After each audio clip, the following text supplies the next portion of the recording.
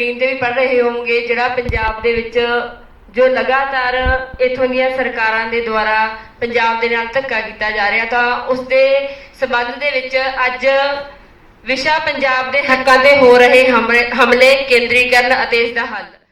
फिर दिल्ली नूं ज़फरनामा अज लिखिया जाना चाहिदा, फिर दिल्ली नूं ज़फरनामा अज लिखिया जाना चाहिदा। उस रैया ने कंधा इत्थे दिलां दे विच इंसानां दे, उस रैया ने कंधा इत्थे दिलां दे विच इंसानां दे।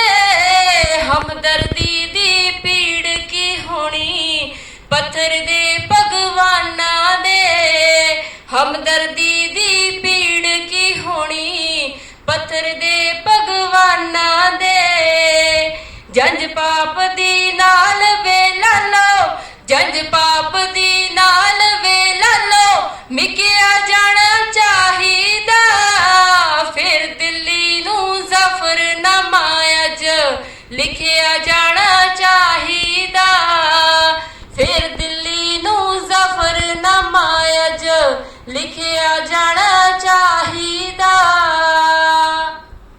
कुछ लोकां नूं भुख ने खा लिया, कुछ नूं फिकरां करजियां ने, कुछ लोकां नूं भुख ने खा लिया, कुछ नूं फिकरां करजियां ने।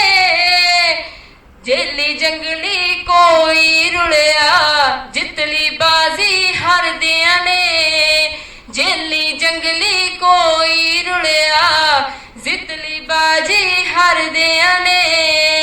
इट नाल इट खड़काउण लई कोई, इट नाल इट खड़काउण लई कोई टिकिया जाना चाहिदा, फिर दिल्ली नूं ज़फरनामा अज लिखिया जाना चाहिदा, फिर दिल्ली नूं ज़फरनामा अज लिखिया जाना चाहिदा।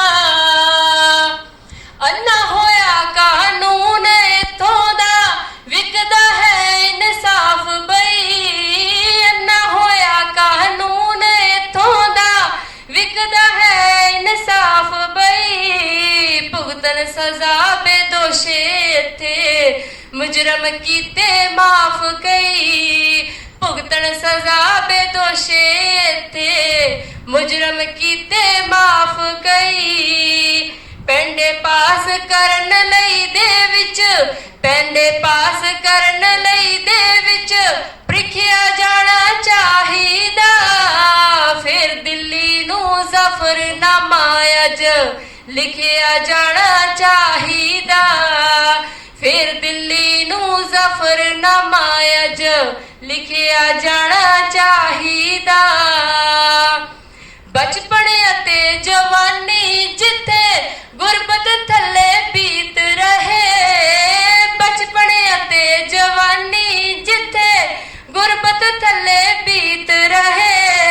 वन सवन्ने हाकम सब कुछ वेंदे अखां मीच रहे, वन सवन्ने हाकम सब कुछ वेंदे अखां मीच रहे। किरतां वालिओ दस्सो मंग के, किरतां वालिओ दस्सो मंग के भिखिया जाना चाहिदा, फिर दिल्ली नूं ज़फरनामा अज लिखिया जाना चाहिदा, फिर दिल्ली नूं ज़फरनामा अज लिखिया जाना चाहिदा। किरतां ते सरदारी हो गई वेलड़े अते लुटेरियां दी, किरतां ते सरदारी हो गई वेलड़े अते लुटेरियां दी। दिने दिहाड़े भी पुग जांदी काले कुप हनेरियां दी, दिने दिहाड़े भी पुग जांदी काले कुप हनेरियां दी। बीत गए इतिहास कोलों कुछ, बीत गए इतिहास कोलों कुछ सिखिया जाना चाहिदा, फिर दिल्ली नूं ਜ਼ਫਰਨਾਮਾ ਅਜ ਲਿਖਿਆ ਜਾਣਾ ਚਾਹੀਦਾ, ਫਿਰ ਦਿੱਲੀ ਨੂੰ ਜ਼ਫਰਨਾਮਾ ਅਜ ਲਿਖਿਆ ਜਾਣਾ ਚਾਹੀਦਾ। ਧੰਨਵਾਦ ਸਾਥੀਓ। ਅੱਜ ਜਿਹੜੇ ਵਿਸ਼ੇ ਨੂੰ ਲੈ ਕੇ ਆਪਾਂ ਇਹ ਪ੍ਰੋਗਰਾਮ ਕਰ ਰਹੇ ਹਾਂ, ਜਿਵੇਂ ਕਿ ਮੈਂ ਲਾਸਟ ਪੈਰੇ ਦੇ ਵਿੱਚ ਦੁਬਾਰਾ ਲਾਈਨ ਰਿਪੀਟ ਕੀਤੀ ਸੀ ਕਿ ਬੀਤ ਗਏ ਇਤਿਹਾਸ ਕੋਲੋਂ ਕੁਝ ਸਿੱਖਿਆ ਜਾਣਾ ਚਾਹੀਦਾ, ਫਿਰ ਦਿੱਲੀ ਨੂੰ ਜ਼ਫਰਨਾਮਾ ਅੱਜ ਲਿਖਿਆ ਜਾਣਾ ਚਾਹੀਦਾ। ਮੈਨੂੰ ਲੱਗਦਾ ਇਸ ਲਾਈਨ ਦੇ ਬਹੁਤ ਮਾਇਨੇ ਨੇ ਆਪਣੇ ਲਈ, ਕਿਉਂਕਿ ਜਿਵੇਂ ਆਪਣੇ ਸਾਹਮਣੇ ਇੱਕ ਬਹੁਤ ਵੱਡੀ ਤਾਜ਼ਾ ਉਦਾਹਰਨ ਆ ਜਿਹੜੇ ਖੇਤੀ ਕਾਨੂੰਨਾਂ ਦੇ ਖਿਲਾਫ ਪੰਜਾਬ ਦੇ ਲੋਕਾਂ ਨੇ ਪੰਜਾਬ ਦੇ ਨਾਲ ਜੁੜ ਕੇ ਹੋਰ ਸੂਬਿਆਂ ਨੇ ਸੰਘਰਸ਼ ਲੜਿਆ ਤੇ ਜਿੱਤਿਆ।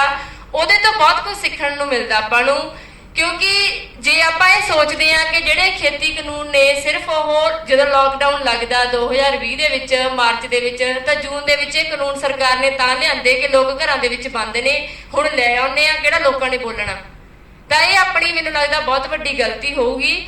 ਇਹ ਕਾਨੂੰਨ ਸਿਰਫ ਜੂਨ 2020 ਚ ਨਹੀਂ ਆਏ ਹੈਗੇ, ਇਹ ਕਾਨੂੰਨ 1991 ਤੋਂ ਹੀ ਆਉਣੇ ਸ਼ੁਰੂ ਹੋ ਗਏ ਸੀ।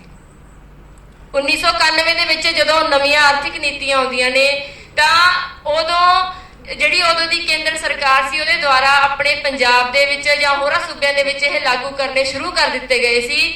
ਤੇ ਹੌਲੀ ਹੌਲੀ ਆਉਂਦੇ ਬਹੁਤ ਸਾਰੇ, ਜਿਵੇਂ ਅੱਜ ਅਸੀਂ ਇੱਥੇ ਤੁਹਾਡੇ ਨਾਲ ਖੜੇ ਗੱਲ ਕਰ ਰਹੇ ਹਾਂ ਇਸ ਮਸਲੇ ਦੇ ਲੈ ਕੇ, ਸ਼ਾਇਦ ਇਸ ਮਸਲੇ ਦੀ ਮੈਨੂੰ ਲੱਗਦਾ ਜਿਵੇਂ ਤੁਸੀਂ ਇੱਥੇ ਘੱਟ ਗਿਣਤੀ 'ਚ ਵੀ ਪਹੁੰਚੇ ਹੋ ਜਾਂ ਤੁਹਾਡੇ ਹੋਰ ਦੋਸਤ ਹਜੇ ਆਏ ਨਹੀਂ, ਉਹਨਾਂ ਨੂੰ ਗੰਭੀਰਤਾ ਨਹੀਂ ਲੱਗਦੀ, ਮੈਂ ਤਾਂ ਇਹੀ ਸਮਝਦੀ ਹਾਂ।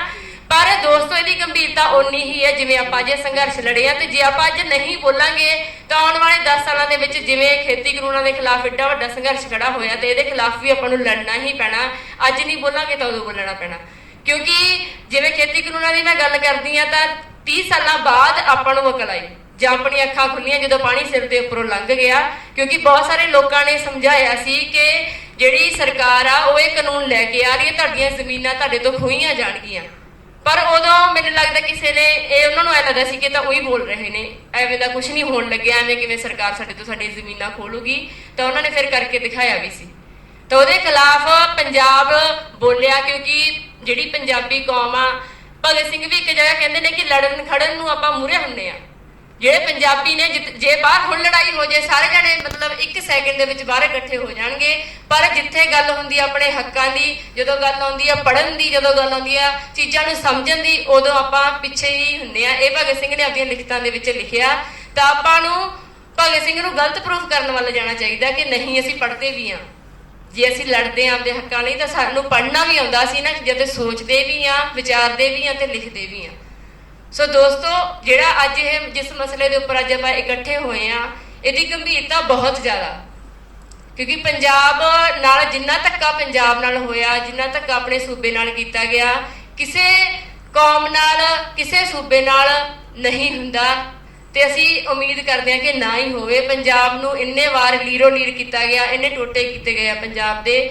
ਸੋ ਅਸੀਂ ਤੁਹਾਡੇ ਤੋਂ ਇੱਕ ਉਮੀਦ ਕਰਦੇ ਹਾਂ ਕਿ ਤੁਸੀਂ ਸਾਰਾ ਜਿਹੜੀ ਇਹ ਵਿਚਾਰ ਚਰਚਾ ਹੋਊਗੀ ਸੁਣ ਕੇ ਜਾਓਗੇ, ਤੇ ਜਿਹੜੀ ਫਿਲਮ ਆਪਾਂ ਦਸਤਾਵੇਜ਼ੀ ਫਿਲਮ ਇੱਥੇ ਦਿਖਾਵਾਂਗੇ ਉਸ ਦੇ ਉੱਪਰ ਵਿਚਾਰ ਚਰਚਾ ਜ਼ਰੂਰ ਹੋਊਗੀ। ਤੁਸੀਂ ਆਪਣੇ ਵਿਚਾਰ ਵੀ ਜ਼ਰੂਰ ਰੱਖਿਓ, ਤੇ ਜਿਹੜੇ ਮੁੱਖ ਬੁਲਾਰੇ ਦੇ ਤੌਰ ਤੇ ਅੱਜ ਇੱਥੇ ਪਹੁੰਚੇ ਨੇ ਉਹ ਵੀ ਆਪਣੀ ਗੱਲਬਾਤ ਰੱਖਣਗੇ। ਸੋ ਸਾਥੀ ਮਨਦੀਪ ਨੂੰ ਮੈਂ ਬੇਨਤੀ ਕਰਦੀ ਹਾਂ ਕਿ ਉਹ ਸਟੇਜ ਤੇ ਆਉਣ ਤੇ ਆਪਣੀ ਸਟੇਜ ਸੰਚਾਲਕ ਨੂੰ ਸ਼ੁਰੂ ਕਰਨ।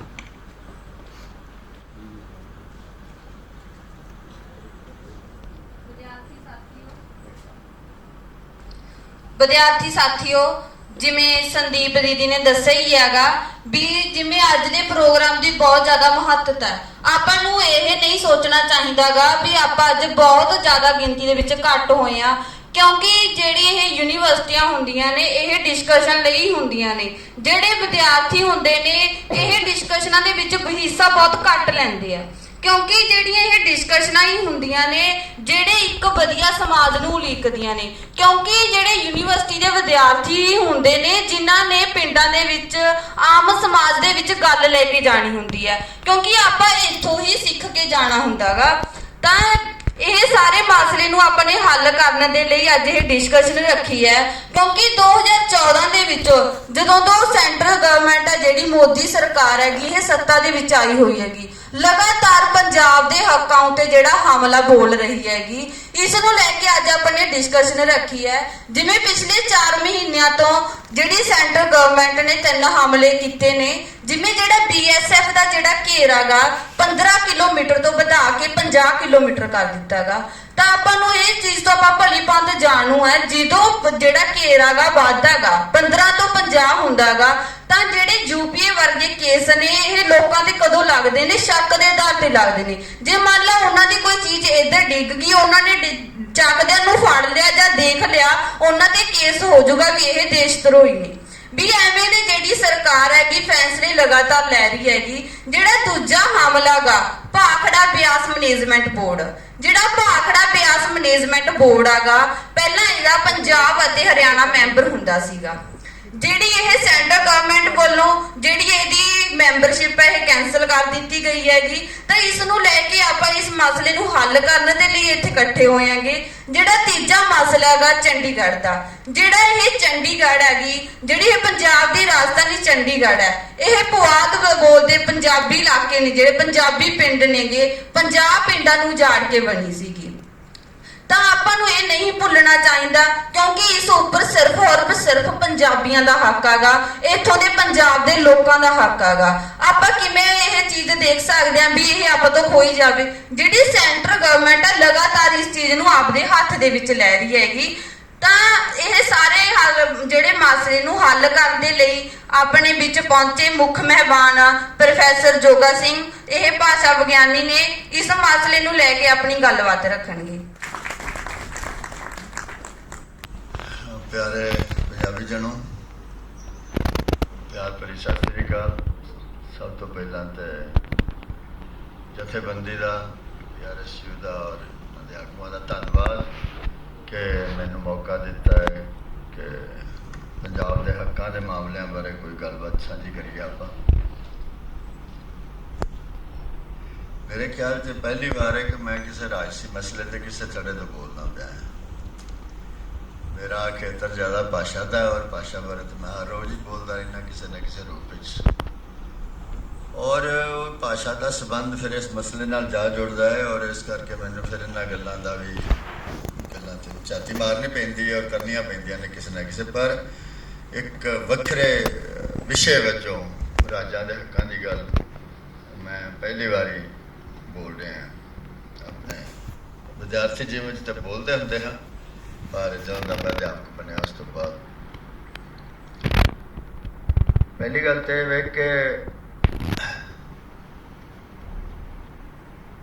पंजाब के हकों की गल आप क्यों कर रहे हैं, क्यों कहने कि पंजाब के हक चाहिए? हकों का आधार की, इस गल का की आधार है कि पंजाब के कुछ हक ने और वो मिलने चाहिए। पहली तो यह गल है कि साढ़े हक है भी कि नहीं है। असीं इहो ਜਿਹੇ हक ही ना मंगी जाइए ਜਿਹੜੇ ਸਾਡੇ ਬਣਦੇ ही नहीं, ਜਾਂ ਜਿਹੜੇ ਸਾਡੇ ਹੱਕ ਨੇ ਉਹ ਸਾਨੂੰ ਪਤਾ ਹੀ ਨਹੀਂ ਹੈ। ਤਾਂ ਪਹਿਲਾਂ ਤਾਂ ਇਹ ਦੁਖਤਾ ਸਾਨੂੰ ਸੋਚਣ ਦੀ ਲੋੜ ਹੈ ਕਿ ਪੰਜਾਬ ਦੇ ਹੱਕਾਂ ਦੀ ਜਿਹੜੀ ਆਪਾਂ ਗੱਲ ਕਰਨੇ ਉਹਦਾ ਆਧਾਰ ਕੀ ਹੈ। ਸਮਾਜ ਨੇ ਆਪਣੇ ਵਿਕਾਸ ਦੇ ਪੜਾਅ ਵਿੱਚ ਜਿਹੜਾ ਪ੍ਰਕਿਰਿਆ ਹੈ ਦੇ ਵਿੱਚ ਵੱਖਰੇ ਵੱਖਰੇ ਪੜਾਅ ਸਰ ਕੀਤੇ।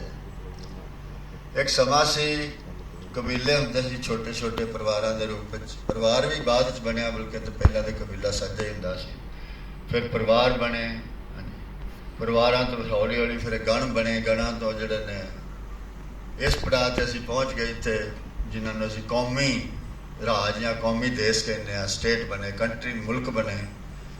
ਔਰ ਇਸ ਤਰ੍ਹਾਂ ਦੇ ਨਾਲ ਸਮਾਜ ਤੁਰਦਾ ਗਿਆ, ਔਰ ਉਹਦੇ ਨਾਲ ਹੀ ਮਨੁੱਖ ਤੈਅ ਕਰਦਾ ਗਿਆ ਕਿ ਇਸ ਪੜਾਅ ਦੇ ਉੱਤੇ ਜਿਹੜੀ ਇਹ ਇਕਾਈ ਹੈ, ਇਹ ਰਾਜ ਹੈ, ਉਹਦੇ ਹੱਕ ਨੇ, ਨਾਗਰਿਕ ਦੇ ਹੱਕ ਨੇ, ਪਰਿਵਾਰ ਦੇ ਹੱਕ ਨੇ, ਤਾਂ ਕਿ ਸਮਾਜ ਸੁਚਾਰੂ ਰੂਪ ਦੇ ਵਿੱਚ, ਸਹਿਜ ਰੂਪ ਦੇ ਵਿੱਚ, ਜਿਹੜਾ ਉਹਦਾ ਸੁਭਾਵੀ ਰੂਪ ਹੈ, ਕੁਦਰਤੀ ਕਹਿ ਲਓ, ਉਹਦੇ ਵਿੱਚ ਚੱਲਦਾ ਰਹੇ ਔਰ ਵਧੀਆ ਵਿਕਾਸ ਹੋ ਸਕੇ ਔਰ ਮਨੁੱਖ ਖੁਸ਼ ਰਹਿ ਸਕੇ।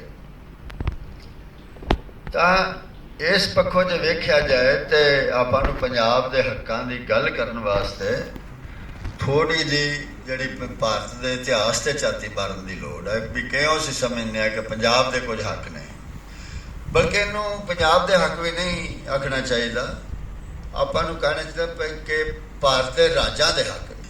ਉਹ ਫਿਰ ਗੱਲ ਨੂੰ ਆਪਾਂ ਠੀਕ ਪ੍ਰਸੰਗ 'ਚ ਰੱਖ ਸਕਾਂਗੇ। ਇਹ ਜਿਹੜੇ ਹੱਕ ਅਸੀਂ ਪੰਜਾਬ ਦੇ ਕਹਿ ਰਹੇ ਹਾਂ, ਸਿਰਫ ਪੰਜਾਬ ਦੇ ਹੱਕ ਨਹੀਂ ਹਨ, ਇਹ ਰਾਜਸਥਾਨ ਦੇ ਵੀ ਹੱਕ ਨੇ, ਇਹ ਤਮਿਲਨਾਡੂ ਦੇ ਵੀ ਹੱਕ ਨੇ, ਬੰਗਾਲ ਦੇ ਵੀ ਹੱਕ ਦੇ ਨੇ। ਜਿੰਨੇ ਵੀ ਰਾਜ ਨੇ ਜਿਹੜੇ ਵੱਖਰੀਆਂ ਵੱਖਰੀਆਂ ਕੌਮਾਂ ਨੇ, ਉਹਨਾਂ ਦੇ ਸਾਰਿਆਂ ਦੇ ਹੱਕ ਨੇ। ਇਹ ਹੋ ਸਕਦਾ ਹੈ ਕਿ ਕਿਸੇ ਕੋਲ ਘੱਟ ਨੇ, ਕਿਸੇ ਕੋਲ ਵੱਧ ਨੇ, ਕਿਸੇ ਤੋਂ ਵੱਧ ਖੋਏ ਗਏ, ਕਿਸੇ ਕੋਲ ਘੱਟ ਖੋਏ ਗਏ, ਉਹ ਫਰਕ ਥੋੜ੍ਹਾ ਬਹੁਤ ਹੋ ਸਕਦਾ ਹੈ, ਪਰ ਇਹ ਹੱਕ ਸਾਰੇ ਭਾਰਤ ਦੇ ਰਾਜਾਂ ਦੇ ਹੱਕਾਂ ਦਾ ਸਵਾਲ ਜਿਹੜਾ ਪੰਜਾਬ ਦੇ ਹੱਕਾਂ ਨਾਲ ਨਾ ਜੁੜਦਾ। ਕਿਉਂ ਕਿ ਜੇ ਆਪਾਂ ਭਾਰਤ ਦੇ ਇਤਿਹਾਸ ਤੇ ਥੋੜ੍ਹੀ ਜਿਹੀ ਝਾਤੀ ਮਾਰੀਏ ਤਾਂ ਸਾਨੂੰ ਸਮਝ ਆ ਜਾਏਗੀ ਵੀ ਹੱਕਾਂ ਦੀ ਗੱਲ ਕਰਨੀ ਜ਼ਰੂਰੀ ਹੈ ਔਰ ਵਾਜਬ ਹੈ। ਆਹ ਭਾਰਤ ਜਿਹੜਾ ਅੱਜ ਸਾਡਾ ਆ, ਜਿਹਦੀਆਂ ਹੱਦਾਂ ਕਸ਼ਮੀਰ ਤੋਂ ਕੰਨਿਆ ਕੁਮਾਰੀ ਔਰ ਇੱਧਰੋਂ ਰਾਜਸਥਾਨ ਤੋਂ ਉੱਤਰ ਪੂਰਬ ਤੱਕ ਆਪਾਂ ਅਰੁਣਾਚਲ ਤੱਕ ਮਿਥਨੇ ਆ, ਇਹ ਪਹਿਲੀ ਗੱਲ ਤਾਂ ਇੱਥੇ ਨਸਲਾਂ ਬਹੁਤ ਨੇ। ਕੌਮਾਂ ਨਹੀਂ ਕਹਿ ਰਿਹਾ ਮੈਂ, ਨਸਲਾਂ ਕਹਿ ਰਿਹਾ। ਦਰਾਵੜ ਜਿਹੜੇ ਦੱਖਣ ਭਾਰਤ ਹੈ, ਹੁਣ ਤੇ ਅਸੀਂ ਰਲ ਮਿਲ ਗਏ, ਸਾਡੇ ਵਿੱਚ ਵੀ ਨੇ, ਸਾਰਾ DNA ਵੀ ਰਲ ਗਿਆ, ਪਰ ਮੂਲ ਰੂਪ ਜਿਹੜਾ ਦਰਾਵੜ ਭਾਰਤ ਹੈ, ਉਹ ਦਰਾਵੜ ਮੂਲ ਦੇ ਲੋਕ ਜਿਹੜੇ ਨੇ ਉਹ ਅੱਜ ਕੱਲ੍ਹ ਦੱਖਣ ਭਾਰਤ ਦੇ ਜਿਹੜੇ ਸੂਬੇ ਨੇ, ਰਾਜ ਨੇ, ਉਹਨਾਂ 'ਚ। ਦੂਜੀ ਇੱਕ ਆਰੀਆ ਨਸਲ ਹੈ, ਜਿਹੜੇ ਉੱਤਰ ਭਾਰਤ ਹੈ ਜ਼ਿਆਦਾ ਰਲਿਆ ਮਿਲਿਆ ਜਿਹਾ, ਔਰ ਜਿਹੜਾ ਬਾਹਰੋਂ ਆਇਆ ਉਹ ਜਾਂਦੇ ਨੇ। ਅੱਜ ਦੀ ਸਰਕਾਰ ਆਉਂਦੀ ਹੈ ਬਾਹਰੋਂ ਨਹੀਂ ਆਏ ਤਾਂ ਸਾਰੇ ਹੀ ਬਾਹਰੋਂ ਨੇ। ਜੇ ਮਨੁੱਖ ਦੇ ਇਤਿਹਾਸ ਨੂੰ ਵੇਖਿਆ ਜਾਏ ਤਾਂ ਜਿਹੜੇ ਮਨੁੱਖ ਦੇ ਵਿਕਾਸ ਦੇ ਮਾਹਰ ਨੇ, ਉਹ ਦੱਸਦੇ ਨੇ ਵੀ ਬੰਦਾ ਅਫਰੀਕਾ 'ਚ ਪੈਦਾ ਹੋਇਆ ਔਰ ਅਫਰੀਕਾ ਤੋਂ ਫਿਰ ਸਾਰੀ ਧਰਤੀ 'ਤੇ ਖਿਲ ਰਿਹਾ। ਤੇ ਇਸ ਕਰਕੇ ਸਾਰੇ ਹੀ ਪਰਦੇਸੀ ਆ ਇੱਕ ਢੰਗ ਦੇ ਨਾਲ। ਤੇ ਜੇ ਵੇਖਿਆ ਜਿੱਦਾਂ ਫਿਰ ਸਾਡਾ ਘਰ ਤੇ ਜਿਹੜਾ ਉਹ ਅਫਰੀਕਾ ਹੀ ਹੈ ਸਾਰਿਆਂ ਦਾ। ਪਰ ਜਿਹੜੀ ਤਰੀਕ ਕਿਸੇ ਨੂੰ ਠੀਕ ਬਹਿੰਦੀ ਹੈ ਰਾਜਸੀ ਤੌਰ ਤੇ, ਉਸ ਤਰੀਕ ਨੂੰ ਮਿਥ ਲਿਆ ਜਾਂਦਾ ਹੈ ਕਿ ਜਿਵੇਂ ਵੀ ਆ ਰਹੀ ਹੈ ਫਲਾਣੀ ਤਰੀਕ ਨੂੰ। ਜੇ ਮੰਨ ਵੀ ਲਿਆ ਜੇ ਬਾਹਰੋਂ ਜਿਹੜੇ ਮੰਨਦੇ ਨੇ ਇਹਨੇ ਫਲਾਣੀ ਤਰੀਕ ਨੂੰ ਆਏ ਬਈ, ਇਸ ਕਰਕੇ ਉਸ ਤਰੀਕ ਤੋਂ ਹੀ ਭਾਰਤ ਦੇ ਇਤਿਹਾਸ ਦੀ ਗੱਲ, ਉਸ ਤੋਂ ਪਿੱਛੇ ਨਹੀਂ ਜਾਇਆ ਜਾਂਦੇ। ਜਾਂ ਬਾਅਦ ਦੇ ਵਿੱਚ ਜਿਹੜੇ ਮੰਨਦੇ ਨੇ ਇੱਥੋਂ ਹੀ ਪੈਦਾ ਹੋਏ, ਤਾਂ ਉਹ ਵੀ ਇੱਕ ਪਹਿਲੇ ਦਿਨ ਤੋਂ ਤੇ ਭਾਰਤ 'ਚ ਉਹ ਵੀ ਨਹੀਂ ਮੰਨਦੇ ਕਿ ਆਰੀਆ ਪਹਿਲੇ ਦਿਨ ਤੋਂ ਹੀ ਸਨ। ਜੇ ਮੰਨ ਲਈਏ ਵੀ ਅਫਰੀਕਾ 'ਚ ਮਨੁੱਖ ਪੈਦਾ ਹੋਇਆ, ਤਾਂ ਭਾਰਤ ਦੇ ਵਿੱਚ ਨਸਲਾਂ ਨੇ, ਆਰੀਆ ਨੇ ਉੱਤਰ ਭਾਰਤ ਮੁੱਖ ਰੂਪ 'ਚ, ਦਰਾਵੜ ਨੇ ਦੱਖਣ ਭਾਰਤ ਹੈ, ਔਰ ਆਸਟ੍ਰੋਏਸ਼ੀਆਟਿਕ ਜਿਹੜੇ ਕੇਂਦਰੀ ਭਾਰਤ ਹੈ, ਜ਼ਿਆਦਾ ਜਿਹੜਾ ਮੂਲ ਵਾਸੀ ਭਾਰਤ ਹੈ। ਔਰ ਇੱਕ ਰਾਏ ਇਹ ਵੀ ਹੈ ਕਿ ਅਸਲੀ ਜਿਹੜੇ ਭਾਰਤ ਦੇ ਮੂਲ ਵਸਿੰਦੇ ਨੇ, ਸਭ ਤੋਂ ਪਹਿਲੇ ਵਸਿੰਦੇ ਇਹ ਨੇ ਜਿਹੜੇ ਕੇਂਦਰੀ ਭਾਰਤ ਦੇ ਜਿਹੜੇ ਮੂਲ ਵਾਸੀ ਨੇ, ਆਪਾਂ ਆਦੀਵਾਸੀ ਜਿਹਨਾਂ ਨੂੰ ਆਖਦੇ ਨੇ, ਭੀਲ, ਸੰਥਲ, ਖਾਸ ਤੌਰ 'ਤੇ ਭੀਲ ਔਰ ਮੁੰਡਾ ਜਿਹੜੇ ਕਬੀਲੇ ਨੇ, ਭੀਲ ਔਰ ਮੁੰਡਾ ਕਬੀਲੇ ਨੇ। ਇਹ ਇੱਕ ਰਾਏ ਵੀ ਇਤਿਹਾਸਕਾਰਾਂ ਦੀ ਕਿ ਭੀਲ ਤੇ ਮੁੰਡਾ ਕਬੀਲੇ ਘੱਟੋ ਘੱਟ ਪੰਜਾਬ ਦੇ ਵਿੱਚ ਜਿਹੜੇ ਨੇ ਇਹ ਸਭ ਤੋਂ ਪਹਿਲਾਂ ਇਹ ਵਸੇ, ਔਰ ਉਸ ਤੋਂ ਬਾਅਦ ਹੀ ਦਰਾਵੜ ਵੀ ਬਾਅਦ 'ਚ ਆ ਕੇ, ਉਹ ਦਰਾਵੜਾਂ ਨੇ ਨਹੀਂ ਭੀਲ ਤੇ ਮੁੰਡਾ ਜਿਹੜੇ ਸਨ ਇਹਨਾਂ ਨੂੰ ਕੇਂਦਰੀ ਭਾਰਤ ਵੱਲ ਜਿਹੜਾ ਤੱਕ ਦਿੱਤਾ ਤੇ ਆਪ ਇੱਥੇ ਵਸ ਗਏ। ਤਾਂ ਇੱਕ ਇਹ ਜਿਹੜੀ ਆਸਟ੍ਰੋਏਸ਼ੀਆਟਿਕ, ਜਿਹਨੂੰ ਅਸੀਂ ਆਸਟ੍ਰੋਏਸ਼ੀਆਈ ਕਹਿੰਦੇ ਹਾਂ, ਉਹ ਨਸਲ ਹੈ ਤੀਜੀ। ਚੌਥੀ ਨਸਲ ਜਿਹੜੀ ਉਹ ਤਿਬਤੋ ਬਰਮਨ ਹੈ, ਜਿਹੜੀ ਜੋ ਸਾਡਾ ਉੱਤਰ ਪੂਰਬੀ ਭਾਰਤ ਹੈ, ਜਾਂ ਮਣੀਪੁਰ ਹੈ, ਅਰੁਣਾਚਲ ਹੈ, ਨਾਗਾਲੈਂਡ ਹੈ। ਚਾਰ ਬਲਕਿ ਪੰਜਵੀਂ ਵੀ ਇੱਕ ਨਸਲ ਹੈ, ਉਹ ਅੰਡੇਮਾਨ ਨਿਕੋਬਾਰ ਜਿਹੜੇ ਟਾਪੂ ਨੇ, ਉਹਨਾਂ 'ਚ ਅੰਡੇਮਾਨ ਤੇ ਨਿਕੋਬਾਰੀ ਜੋ ਹੁੰਦੇ ਨੇ। ਤਾਂ ਭਾਰਤ 5 ਨਸਲਾਂ ਦਾ ਦੇਸ਼ ਹੈ, ਪਹਿਲੀ ਗੱਲ ਤੇ। ਔਰ ਇੱਕ ਨਸਲ ਦੇ ਵਿੱਚ ਵੀ ਕਈ ਕੌਮਾਂ ਹੋ ਸਕਦੀਆਂ ਨੇ, ਜਿਵੇਂ ਆਪਾਂ ਵੇਖਦੇ ਹਾਂ। ਤਾਂ ਹੁਣ ਦਰਾਵੜ ਨੇ ਤਾਂ ਉੱਥੇ ਤਮਿਲ ਕੌਮ ਵੀ ਹੈ, ਉੱਥੇ ਤੇਲਗੂ ਕੌਮ ਵੀ ਹੈ, ਉੱਥੇ ਕੰਨੜ ਕੌਮ ਵੀ ਹੈ, ਉੱਥੇ ਮਲਿਆਲੀ ਕੌਮ ਵੀ ਹੈ। ਤਾਂ ਨਸਲ ਫਿਰ ਅੱਗੋਂ ਇਤਿਹਾਸ ਦੇ ਵਿੱਚ ਨਸਲਾਂ ਜਿਹੜੀਆਂ ਨੇ ਉਹ ਕੌਮਾਂ ਦੇ ਵਿੱਚ ਵੰਡੀਆਂ ਗਈਆਂ। ਤਾਂ ਭਾਰਤ ਦੇ ਵਿੱਚ ਇਸ ਹਿਸਾਬ ਨਾਲ ਤਾਂ ਦਰਜਨਾਂ ਕੌਮਾਂ ਨੇ, ਜਿੰਨੀਆਂ ਮੋਟੇ ਤੌਰ 'ਤੇ ਆਪਾਂ ਜਦੋਂ ਮਿਥਦੇ ਹਾਂ ਕਿਸੇ ਕੌਮ ਨੂੰ ਕਹਿੰਦੇ ਹਾਂ ਕਿ ਵੱਖਰੀ ਬੋਲੀ ਵਾਲੀ ਜਿਹੜੀ ਹੈ ਉਹ ਵੱਖਰੀ ਕੌਮ ਹੁੰਦੀ ਹੈ। ਬਾਕੀ ਆ ਪਰਚਾ ਜਿਹੜਾ ਇਹਨਾਂ ਕੱਢਿਆ, ਇਹਦੇ ਵਿੱਚ ਇਹਨਾਂ ਨੇ ਦੱਸੇ ਵੀ ਨੇ ਕਿ ਅਰਥਚਾਰਾ, ਸਾਂਝਾ ਸੱਭਿਆਚਾਰ, ਇਤਿਹਾਸ, ਤਾਂ ਬੋਲੀ ਔਰ ਜਿਹੜੇ 5 ਕਾਰਕ ਮੰਨੇ ਜਾਂਦੇ ਨੇ। ਤਾਂ ਉਹਨਾਂ 'ਚੋਂ ਮੋਟੇ ਤੌਰ 'ਤੇ ਜਿਹੜੀ ਨਜ਼ਰ ਬੜੀ ਸੌਖੇ ਨਜ਼ਰ ਆਉਂਦੀ ਉਹ ਬੋਲੀ ਹੈ। ਜਿੰਨੀਆਂ ਬੋਲੀਆਂ ਨੇ ਉਨੀਆਂ ਹੀ ਕੌਮਾਂ ਹੁੰਦੀਆਂ ਨੇ। ਤਾਂ ਇਹਦਾ ਮਤਲਬ ਇਹ ਹੋ ਗਿਆ ਕਿ ਭਾਰਤ ਤੇ ਜੇ ਭਾਰਤ ਸਰਕਾਰ ਦੇ ਅੰਕੜਿਆਂ ਨੂੰ ਹੀ ਮੰਨ ਲਿਆ ਜਾਏ ਤਾਂ ਜਿਹੜਾ ਪਹਿਲੇ 1961 ਦੇ ਵਿੱਚ ਜਨਗਣਨਾ ਹੋਈ ਸੀ, ਸੈਂਸਸ ਹੋਏ ਸਨ, ਤਾਂ 1652 ਭਾਰਤ ਦੀਆਂ ਬੋਲੀਆਂ ਜਾਂ ਜਿਹੜੀਆਂ ਭਾਸ਼ਾਵਾਂ ਮੰਨੀਆਂ ਗਈਆਂ ਸੀ। ਤਾਂ ਇਹਦਾ ਮਤਲਬ ਤਾਂ ਇਹ ਹੈ ਕਿ ਭਾਰਤ ਦੇ ਵਿੱਚ ਜੇ ਬੋਲੀ ਨੂੰ ਆਧਾਰ ਮੰਨ ਲਿਆ ਜਾਏ ਤਾਂ ਭਾਰਤ 'ਤੇ 1652 ਕੌਮਾਂ ਨੇ। ਤਾਂ ਜੇ ਇਹਨਾਂ ਨੂੰ ਥੋੜ੍ਹੇ ਗਰੁੱਪਾਂ 'ਚ ਵੀ ਵੰਡ ਲਿਆ ਜਾਏ ਅੱਜ ਵੀ ਜਿਹੜੀ ਅਖੀਰਲਾ 2011 ਦਾ ਭਾਰਤ ਸਰਕਾਰ ਦਾ ਜਿਹੜਾ ਜਨਗਣਨਾ ਹੈ ਉਹਦੇ ਵਿੱਚ ਵੀ ਉਹ 124 ਭਾਸ਼ਾਵਾਂ ਭਾਰਤ ਦੀਆਂ ਕਹਿੰਦੇ ਨੇ, 124। ਤਾਂ ਇਹਦਾ ਮਤਲਬ 124 ਤੇ ਅੱਜ ਦੇ ਭਾਰਤ ਦੀ ਸਰਕਾਰ ਵੀ ਮੰਨਦੀ ਹੈ ਕਿ 124 ਕੌਮਾਂ ਨੇ ਉਹ ਜਿਹੜੀਆਂ ਨੇ ਭਾਰਤ ਦੇ ਵਿੱਚ ਹੈ ਨੇ। ਤਾਂ ਇਹਦਾ ਮਤਲਬ ਇਹ ਹੋਇਆ ਕਿ ਜਿਹੜੀਆਂ ਭਾਰਤ ਦੀਆਂ ਕੌਮਾਂ ਨੇ, ਜੋ ਵੀ ਮਨੁੱਖ ਨੇ ਆਪਣੇ ਇਤਿਹਾਸ ਦੇ ਵਿੱਚ ਕੌਮਾਂ ਦੇ ਹੱਕ ਮਿਥੇ ਨੇ, ਜਿਨ੍ਹਾਂ ਦੇ ਉੱਤੇ ਸਾਰੀ ਦੁਨੀਆ ਦੇ ਵਿੱਚ ਇੱਕ ਤਰ੍ਹਾਂ ਦੀ ਸਹਿਮਤੀ ਹੈ ਕਿ ਆਹ ਕੌਮ ਦੇ ਹੱਕ ਹੁੰਦੇ ਨੇ, ਤਾਂ ਉਹਨਾਂ ਸਾਰੀਆਂ ਕੌਮਾਂ ਦੇ ਹੱਕ ਬਣਦੇ ਨੇ। ਔਰ ਪੰਜਾਬ ਵਾਲੇ ਅਸੀਂ ਫਿਰ ਕਿਸੇ ਹੱਦ ਤੱਕ ਮੇਰੇ ਖਿਆਲ ਭਾਗਾਂ ਵਾਲੇ ਹਾਂ ਕਿ ਸਾਡਾ ਇੱਕ ਰਾਜ ਹੈ, ਇੱਕ ਸੂਬਾ ਪੰਜਾਬੀ ਦੇ ਨਾਂ 'ਤੇ, ਉਹਦੇ ਵੱਲ ਬਾਅਦ 'ਚ ਆਉਣਾ ਕਿਵੇਂ ਦਾ ਜਾਂ ਕਿਵੇਂ ਦਾ ਨਹੀਂ। ਤਾਂ ਇਸੇ ਤਰ੍ਹਾਂ ਹੀ ਹੋਰ ਰਾਜ ਨੇ, ਬੰਗਾਲ ਹੈ ਵੇ, ਤਮਿਲਨਾਡੂ ਹੈ ਵੇ, ਤਮਿਲਾਂ ਦਾ, ਮਲਿਆਲੀਆਂ ਦਾ ਹੈ, ਪਰ ਇਹ ਬਾਕੀ ਜਿਹੜੇ ਨੇ 22 ਜਿਹੜੀਆਂ ਭਾਸ਼ਾਵਾਂ ਨੇ ਉਹਨਾਂ ਨੂੰ ਹੀ ਰਾਜ ਜਿਹੜੀਆਂ ਨੇ ਇੱਕ ਤਰ੍ਹਾਂ ਦੀਆਂ ਸਰਕਾਰੀ ਭਾਸ਼ਾਵਾਂ ਮੰਨਿਆ ਹੋਇਆ ਭਾਰਤ ਸਰਕਾਰ ਨੇ ਰਾਜਾਂ ਦੀਆਂ, ਜਿਹਨੂੰ 8ਵੀਂ ਸੂਚੀ 'ਚ ਅਸੀਂ ਕਹਿੰਦੇ ਹਾਂ। ਤਾਂ 8ਵੀਂ ਸੂਚੀ ਦੇ ਵਿੱਚ 22 ਭਾਸ਼ਾਵਾਂ ਨੇ, ਤਾਂ ਭਾਈ 102 ਬਾਕੀ ਤੋਂ ਵੀ ਹੈ, ਉਹਨਾਂ ਨੂੰ ਤੇ ਮਾਨਤਾ ਵੀ ਹਾਸਲ ਨਹੀਂ ਹੈ। ਘੱਟੋ ਘੱਟ ਪੰਜਾਬੀ ਨੂੰ, ਬੰਗਾਲੀ ਨੂੰ ਸਾਨੂੰ ਮਾਨਤਾ ਤੇ ਹਾਸਲ ਹੈ ਵੀ ਇਹ ਭਾਗ ਹੈ, ਇਹਦਾ ਰਾਜ ਚਾਹੀਦਾ। ਤਾਂ ਉਹਨਾਂ ਨੂੰ ਵਿਚਾਰਿਆਂ ਹੁੰਦਾ ਜਿਵੇਂ ਰਾਜਸਥਾਨ ਹੈ, ਰਾਜਸਥਾਨ ਨੂੰ ਕੋਈ, ਰਾਜਸਥਾਨੀ ਨੂੰ ਕੋਈ ਉਸ ਤਰ੍ਹਾਂ ਦੀ ਜਿਹੜੀ ਹੈ ਰਾਜਸੀ ਮਾਨਤਾ ਨਹੀਂ। ਔਰ ਹੁਣ ਰਾਜਸਥਾਨ ਦੇ ਵਿੱਚ ਥੋੜ੍ਹੀ ਥੋੜ੍ਹੀ ਗੱਲ ਟੁਰੀ ਹੈ, ਵਾਹਵਾ ਟੁਰੀ ਹੁਣ ਤੇ ਕਿ ਰਾਜਸਥਾਨੀ ਨੂੰ ਮਾਨਤਾ ਮਿਲੇ। ਤਾਂ ਸਾਡੇ ਨਾਲੋਂ ਭਾਰਤ ਦੀਆਂ ਹੋਰ ਕੌਮਾਂ ਜਿਹੜੀਆਂ ਉਹਨਾਂ ਦਾ ਹੋਰ ਬਹੁਤ ਮਾੜਾ ਹਾਲ ਹੈ, ਜਿਨ੍ਹਾਂ ਵੱਲ ਸਾਨੂੰ ਆਪ ਧਿਆਨ ਦੇਣ ਦੀ ਲੋੜ ਹੈ ਇੱਕ ਮਨੁੱਖ ਹੋਣ ਦੇ ਨਾਤੇ। ਔਰ ਸਾਡੇ ਇੱਕ ਤਰ੍ਹਾਂ ਦੇ ਨਾਲ ਸਾਡੇ ਉਹ ਜਿਹੜੇ ਨੇ ਭਾਈਵਾਲ ਵੀ ਨੇ ਇਸ ਲੜਾਈ ਦੇ ਵਿੱਚ, ਜਿਹੜੀ ਹੈ ਸਾਡੀ ਆਪਣੀ ਲੜਾਈ ਜਿਹੜੀ ਹੱਕਾਂ ਦੀ, ਉਹਦੇ ਵਿੱਚ ਸਾਡੇ ਭਾਈਵਾਲ ਵੀ ਨੇ। ਇਸ ਕਰਕੇ ਆਪਾਂ ਨੂੰ ਜਿਨ੍ਹਾਂ ਦੇ ਜ਼ਿਆਦਾ ਹੱਕ ਖੋਏ ਹੋਏ ਨੇ ਉਹਨਾਂ ਦਾ ਜ਼ਿਆਦਾ ਧਿਆਨ ਕਰਨ ਦੀ ਲੋੜ ਹੈ। ਤਾਂ ਭਾਰਤ ਬਹੁ ਕੌਮੀ ਦੇਸ਼ ਹੈ ਇੱਕ, ਔਰ ਇਹ ਜਿਹੜੇ ਬਹੁ ਕੌਮੀ ਦੇਸ਼ ਹੈ, ਇੱਕ ਮੈਂ ਹੋਰ ਥੋੜ੍ਹੀ ਜਿਹੀ ਗੱਲ, ਇੱਕ ਤੱਥ ਸਾਂਝਾ ਕਰਨਾ ਚਾਹੁੰਦਾ ਕਿ ਜਿਹੜਾ ਅੱਜ ਦਾ ਭਾਰਤ ਹੈ ਇਹ ਅੰਗਰੇਜ਼ਾਂ ਦੇ ਆਉਣ ਤੋਂ ਪਹਿਲਾਂ ਕਦੀ ਵੀ ਇਸ ਰੂਪ ਦੇ ਵਿੱਚ ਕਦੀ ਰਾਜਸੀ ਇਕਾਈ ਨਹੀਂ ਰਿਹਾ। ਜਿਹੜਾ ਅਸੀਂ ਕਸ਼ਮੀਰ ਤੋਂ ਕੰਨਿਆ ਕੁਮਾਰੀ ਤੇ ਰਾਜਸਥਾਨ ਤੋਂ ਇਹ ਸਾਰਾ ਜਿਹੜਾ ਉੱਤਰ ਪੂਰਬ ਵਾਲਾ, ਇਹ 4000 ਕਿਲੋਮੀਟਰ ਇੱਧਰ ਨੂੰ ਤੇ 1500 ਕਿਲੋਮੀਟਰ ਇੱਧਰ ਨੂੰ, ਇਹ ਕਦੇ ਵੀ ਇੱਕ ਰਾਜਸੀ ਇਕਾਈ ਨਹੀਂ ਰਿਹਾ ਪੂਰੇ ਇਤਿਹਾਸ ਦੇ ਵਿੱਚ। ਮੁਗਲਾਂ ਦੇ ਆਉਣ ਤੋਂ ਪਹਿਲਾਂ ਜਿਹੜਾ ਸਭ ਤੋਂ ਵੱਡਾ ਭਾਰਤੀ ਰਾਜ ਰਿਹਾ, ਜਿਹਨੂੰ ਅਸੀਂ ਸਾਮਰਾਜ ਕਹਿੰਦੇ ਹਾਂ, ਤੁਸੀਂ ਸਕੂਲ ਦੀਆਂ ਇਤਿਹਾਸ ਦੀਆਂ ਕਿਤਾਬਾਂ 'ਚ ਪੜ੍ਹਿਆ ਹੋਣਾ, ਉਹ ਮੌਰੀਆ ਸਾਮਰਾਜ ਰਿਹਾ ਹੈ। ਜਿਹੜੇ ਸ਼ੋਕ ਸੀ, ਚੰਦਰਗੁਪਤ ਮੌਰੀਆ ਸਾਰੇ ਸਨ, ਉਹ ਸਭ ਤੋਂ ਵੱਡੀ ਰਾਜਸੀ ਇਕਾਈ ਮੌਰੀਆ ਵੰਸ਼ ਦੀ ਰਹੀ ਹੈ। ਔਰ ਉਹਦੀਆਂ ਹੱਦਾਂ ਜਿਹੜੀਆਂ ਨੇ ਉਹ ਪੰਜਾਬ ਸੀ, ਪੰਜਾਬ ਤੋਂ ਅੱਜ ਦਾ ਜਿਹੜਾ ਪੰਜਾਬ ਪਾਕਿਸਤਾਨ ਪੂਰਾ ਸੀ, ਔਰ ਪਾਕਿਸਤਾਨ ਤੋਂ ਅੱਗੇ ਪਸ਼ਾਵਰ ਤੱਕ ਵੀ ਸਨ। ਪਰ ਇੱਧਰ ਨੂੰ ਉਹਦੀਆਂ ਹੱਦਾਂ ਦਰਾਵੜ ਜਿਹੜੇ ਸੂਬੇ ਨੇ ਉੱਥੋਂ ਤੱਕ ਹੀ ਸਨ। ਮਤਲਬ ਜਿਹੜੇ ਹੁਣ ਜਿਹੜੇ ਦਰਾਵੜ ਸੂਬੇ ਨੇ ਸਾਡੇ, ਤਮਿਲਨਾਡੂ, ਕਰਨਾਟਕ, ਆਪਣਾ ਤੇਲੰਗਾਨਾ, ਆਂਧਰਾ ਪ੍ਰਦੇਸ਼ ਤੇ ਕੇਰਲ, ਇਹ ਮੌਰੀਆ ਵੰਸ਼ ਦੇ ਵੀ ਕਦੀ ਅਧੀਨ ਨਹੀਂ ਰਹੇ। ਕਦੀ ਮੌਰੀਆ ਵੰਸ਼ ਜਿਹੜਾ ਸਭ ਤੋਂ ਵੱਡਾ ਸਾਮਰਾਜ ਰਿਹਾ ਮੁਗਲਾਂ ਤੋਂ ਪਹਿਲਾਂ, ਤਾਂ ਉਹ ਵੀ, ਉਹਨਾਂ ਦਾ ਵੀ ਭਾਰਤ ਨਹੀਂ ਸੀ ਜਿਹਨੂੰ ਅੱਜ ਅਸੀਂ ਭਾਰਤੀ ਰਾਜਸੀ ਇਕਾਈ ਇੱਕ ਦੇਸ਼ ਬਣਾਇਆ ਹੋਇਆ। ਤਾਂ ਉਸ ਤੋਂ ਬਾਅਦ ਜਿਹੜਾ ਦਰਾਵੜ ਭਾਰਤ ਹੈ, ਉਹ ਮੁਗਲ ਜਦੋਂ ਆਏ, ਜਿਨ੍ਹਾਂ ਨੂੰ ਜ਼ਿਆਦਾ ਗਾਲਾਂ ਪੈ ਰਹੀਆਂ ਨੇ, ਉਹ ਭਾਰਤ ਵੱਡਾ ਕੀਤਾ ਨਾ ਉਹਨਾਂ ਨੇ, ਇਸ ਕਰਕੇ ਗਲਤ ਕੰਮ ਕੀਤਾ। ਮੁਗਲਾਂ ਨੇ ਆ ਕੇ ਪਹਿਲੀ ਵਾਰੀ ਦਰਾਵੜ ਭਾਰਤ ਨੂੰ, ਦੱਖਣ ਦੇ ਸੂਬਿਆਂ ਨੂੰ ਜਿੱਤ ਕੇ ਤੇ ਇਸ ਭਾਰਤ ਦਾ, ਆਪਣੇ ਸਾਰੇ ਸਾਮਰਾਜ ਦਾ, ਮੁਗਲ ਸਾਮਰਾਜ ਦਾ ਹਿੱਸਾ ਬਣਾਇਆ। ਪਰ ਪੂਰਾ ਭਾਰਤ ਉਹਨਾਂ ਤੋਂ ਵੀ ਨਹੀਂ, ਜੋ ਅੱਜ ਹੈ ਉਹਨਾਂ ਤੋਂ ਵੀ ਨਹੀਂ, ਉਹਨਾਂ ਦੇ ਅਧੀਨ ਵੀ ਨਹੀਂ ਸੀ। ਇਹ ਕੰਮ ਅੰਗਰੇਜ਼ਾਂ ਨੇ ਕੀਤਾ। ਜਿਹੜਾ ਉੱਤਰ ਪੂਰਬ ਭਾਰਤ ਹੈ, ਜਿਹੜਾ ਅਰੁਣਾਚਲ, ਨਾਗਾਲੈਂਡ, ਮਣੀਪੁਰ, ਇਹ ਸਾਰੇ 7 ਭੈਣਾਂ ਨੇ, ਤਾਂ ਇਹ ਅੰਗਰੇਜ਼ਾਂ ਨੇ ਆ ਕੇ ਵੋਟੇ ਤਾਂ ਮੁੱਖ ਰੂਪ ਦੇ ਵਿੱਚ ਅੰਗਰੇਜ਼ਾਂ ਨੇ ਭਾਰਤ ਦੇ ਇੱਕ ਰਾਜਸੀ ਆਪਣੇ ਰਾਜ ਦੇ ਵਿੱਚ, ਸਾਮਰਾਜ ਦੇ ਵਿੱਚ ਸ਼ਾਮਲ ਕੀਤਾ। ਔਰ ਇੱਥੋਂ ਤੱਕ ਹੈ ਕਿ ਉਹ ਵੀ ਸਾਰਾ ਸ਼ਾਮਲ ਨਹੀਂ ਹੋਇਆ। ਨਾਗਾਲੈਂਡ 14 ਅਗਸਤ 1947 ਤੱਕ ਇੱਕ ਵੱਖਰਾ ਦੇਸ਼ ਸੀ। ਉਹ ਬਰਤਾਨੀਆ ਸਰਕਾਰ ਦੇ ਵੀ ਅਧੀਨ ਨਹੀਂ ਸੀ। ਬਰਤਾਨੀਆ ਸਰਕਾਰ ਦੇ ਨਾਲ, ਇੰਗਲੈਂਡ ਦੀ ਸਰਕਾਰ ਦੇ ਨਾਲ ਨਾਗਾਲੈਂਡ ਨਾਗਿਆਂ ਦਾ ਇੱਕ ਸਮਝੌਤਾ ਹੋਇਆ ਸੀ 1931 'ਚ, ਕਿ ਉਹਨਾਂ ਨੂੰ ਲਾਂਘਾ ਦਿੱਤਾ ਨਾਗਿਆਂ ਨੇ ਕਿ ਤੁਸੀਂ ਨਾਗਾਲੈਂਡ ਦੇ ਰਾਹੀਂ ਅੱਗੇ ਜਾ ਸਕਦੇ ਹੋ।